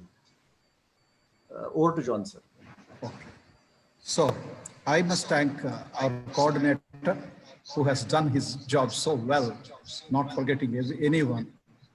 Is a formal vote of thanks. Mr. Sarvi Chakravarti is very busy as controller of examinations, but still he has paid a lot of attention and he has devoted so much time on this webinar. Thank you, Mr. Sarvi Chakravarti. And I must thank all my colleagues who are registered from non-English department, from other departments also, who have been constant support to us. Thank you. And my dear participants, you need not panic. Within a few days, you will get your certificates, and feedback form also will be released to you, to your email or to the Telegram app. So don't worry. Thank you for all your patience. Thank you, sir, once again. Thank you. Bye-bye. See you. So have a wonderful time. Stay safe. Hope this webinar during the lockdown has opened many opportunities to unlock different things for us. So thank you all. Thank you for showing belief in me, John sir and his team. Wonderful team, wonderful experience as a resource person, as the person who started guiding you. I thank all the participants, most importantly, for being with us still now, means now also they are there. So thanks a lot. I'm ending this meeting. I thank Dr. Anita Sharma for giving consent. She is also the head of LTI Shimla chapter. So we too belong to LTI, English Language Teachers Association of India. I hope all of you also join LTI. You can create your own chapter there and you can conduct various activities. So once again, thank you very much and see you soon. Thank you.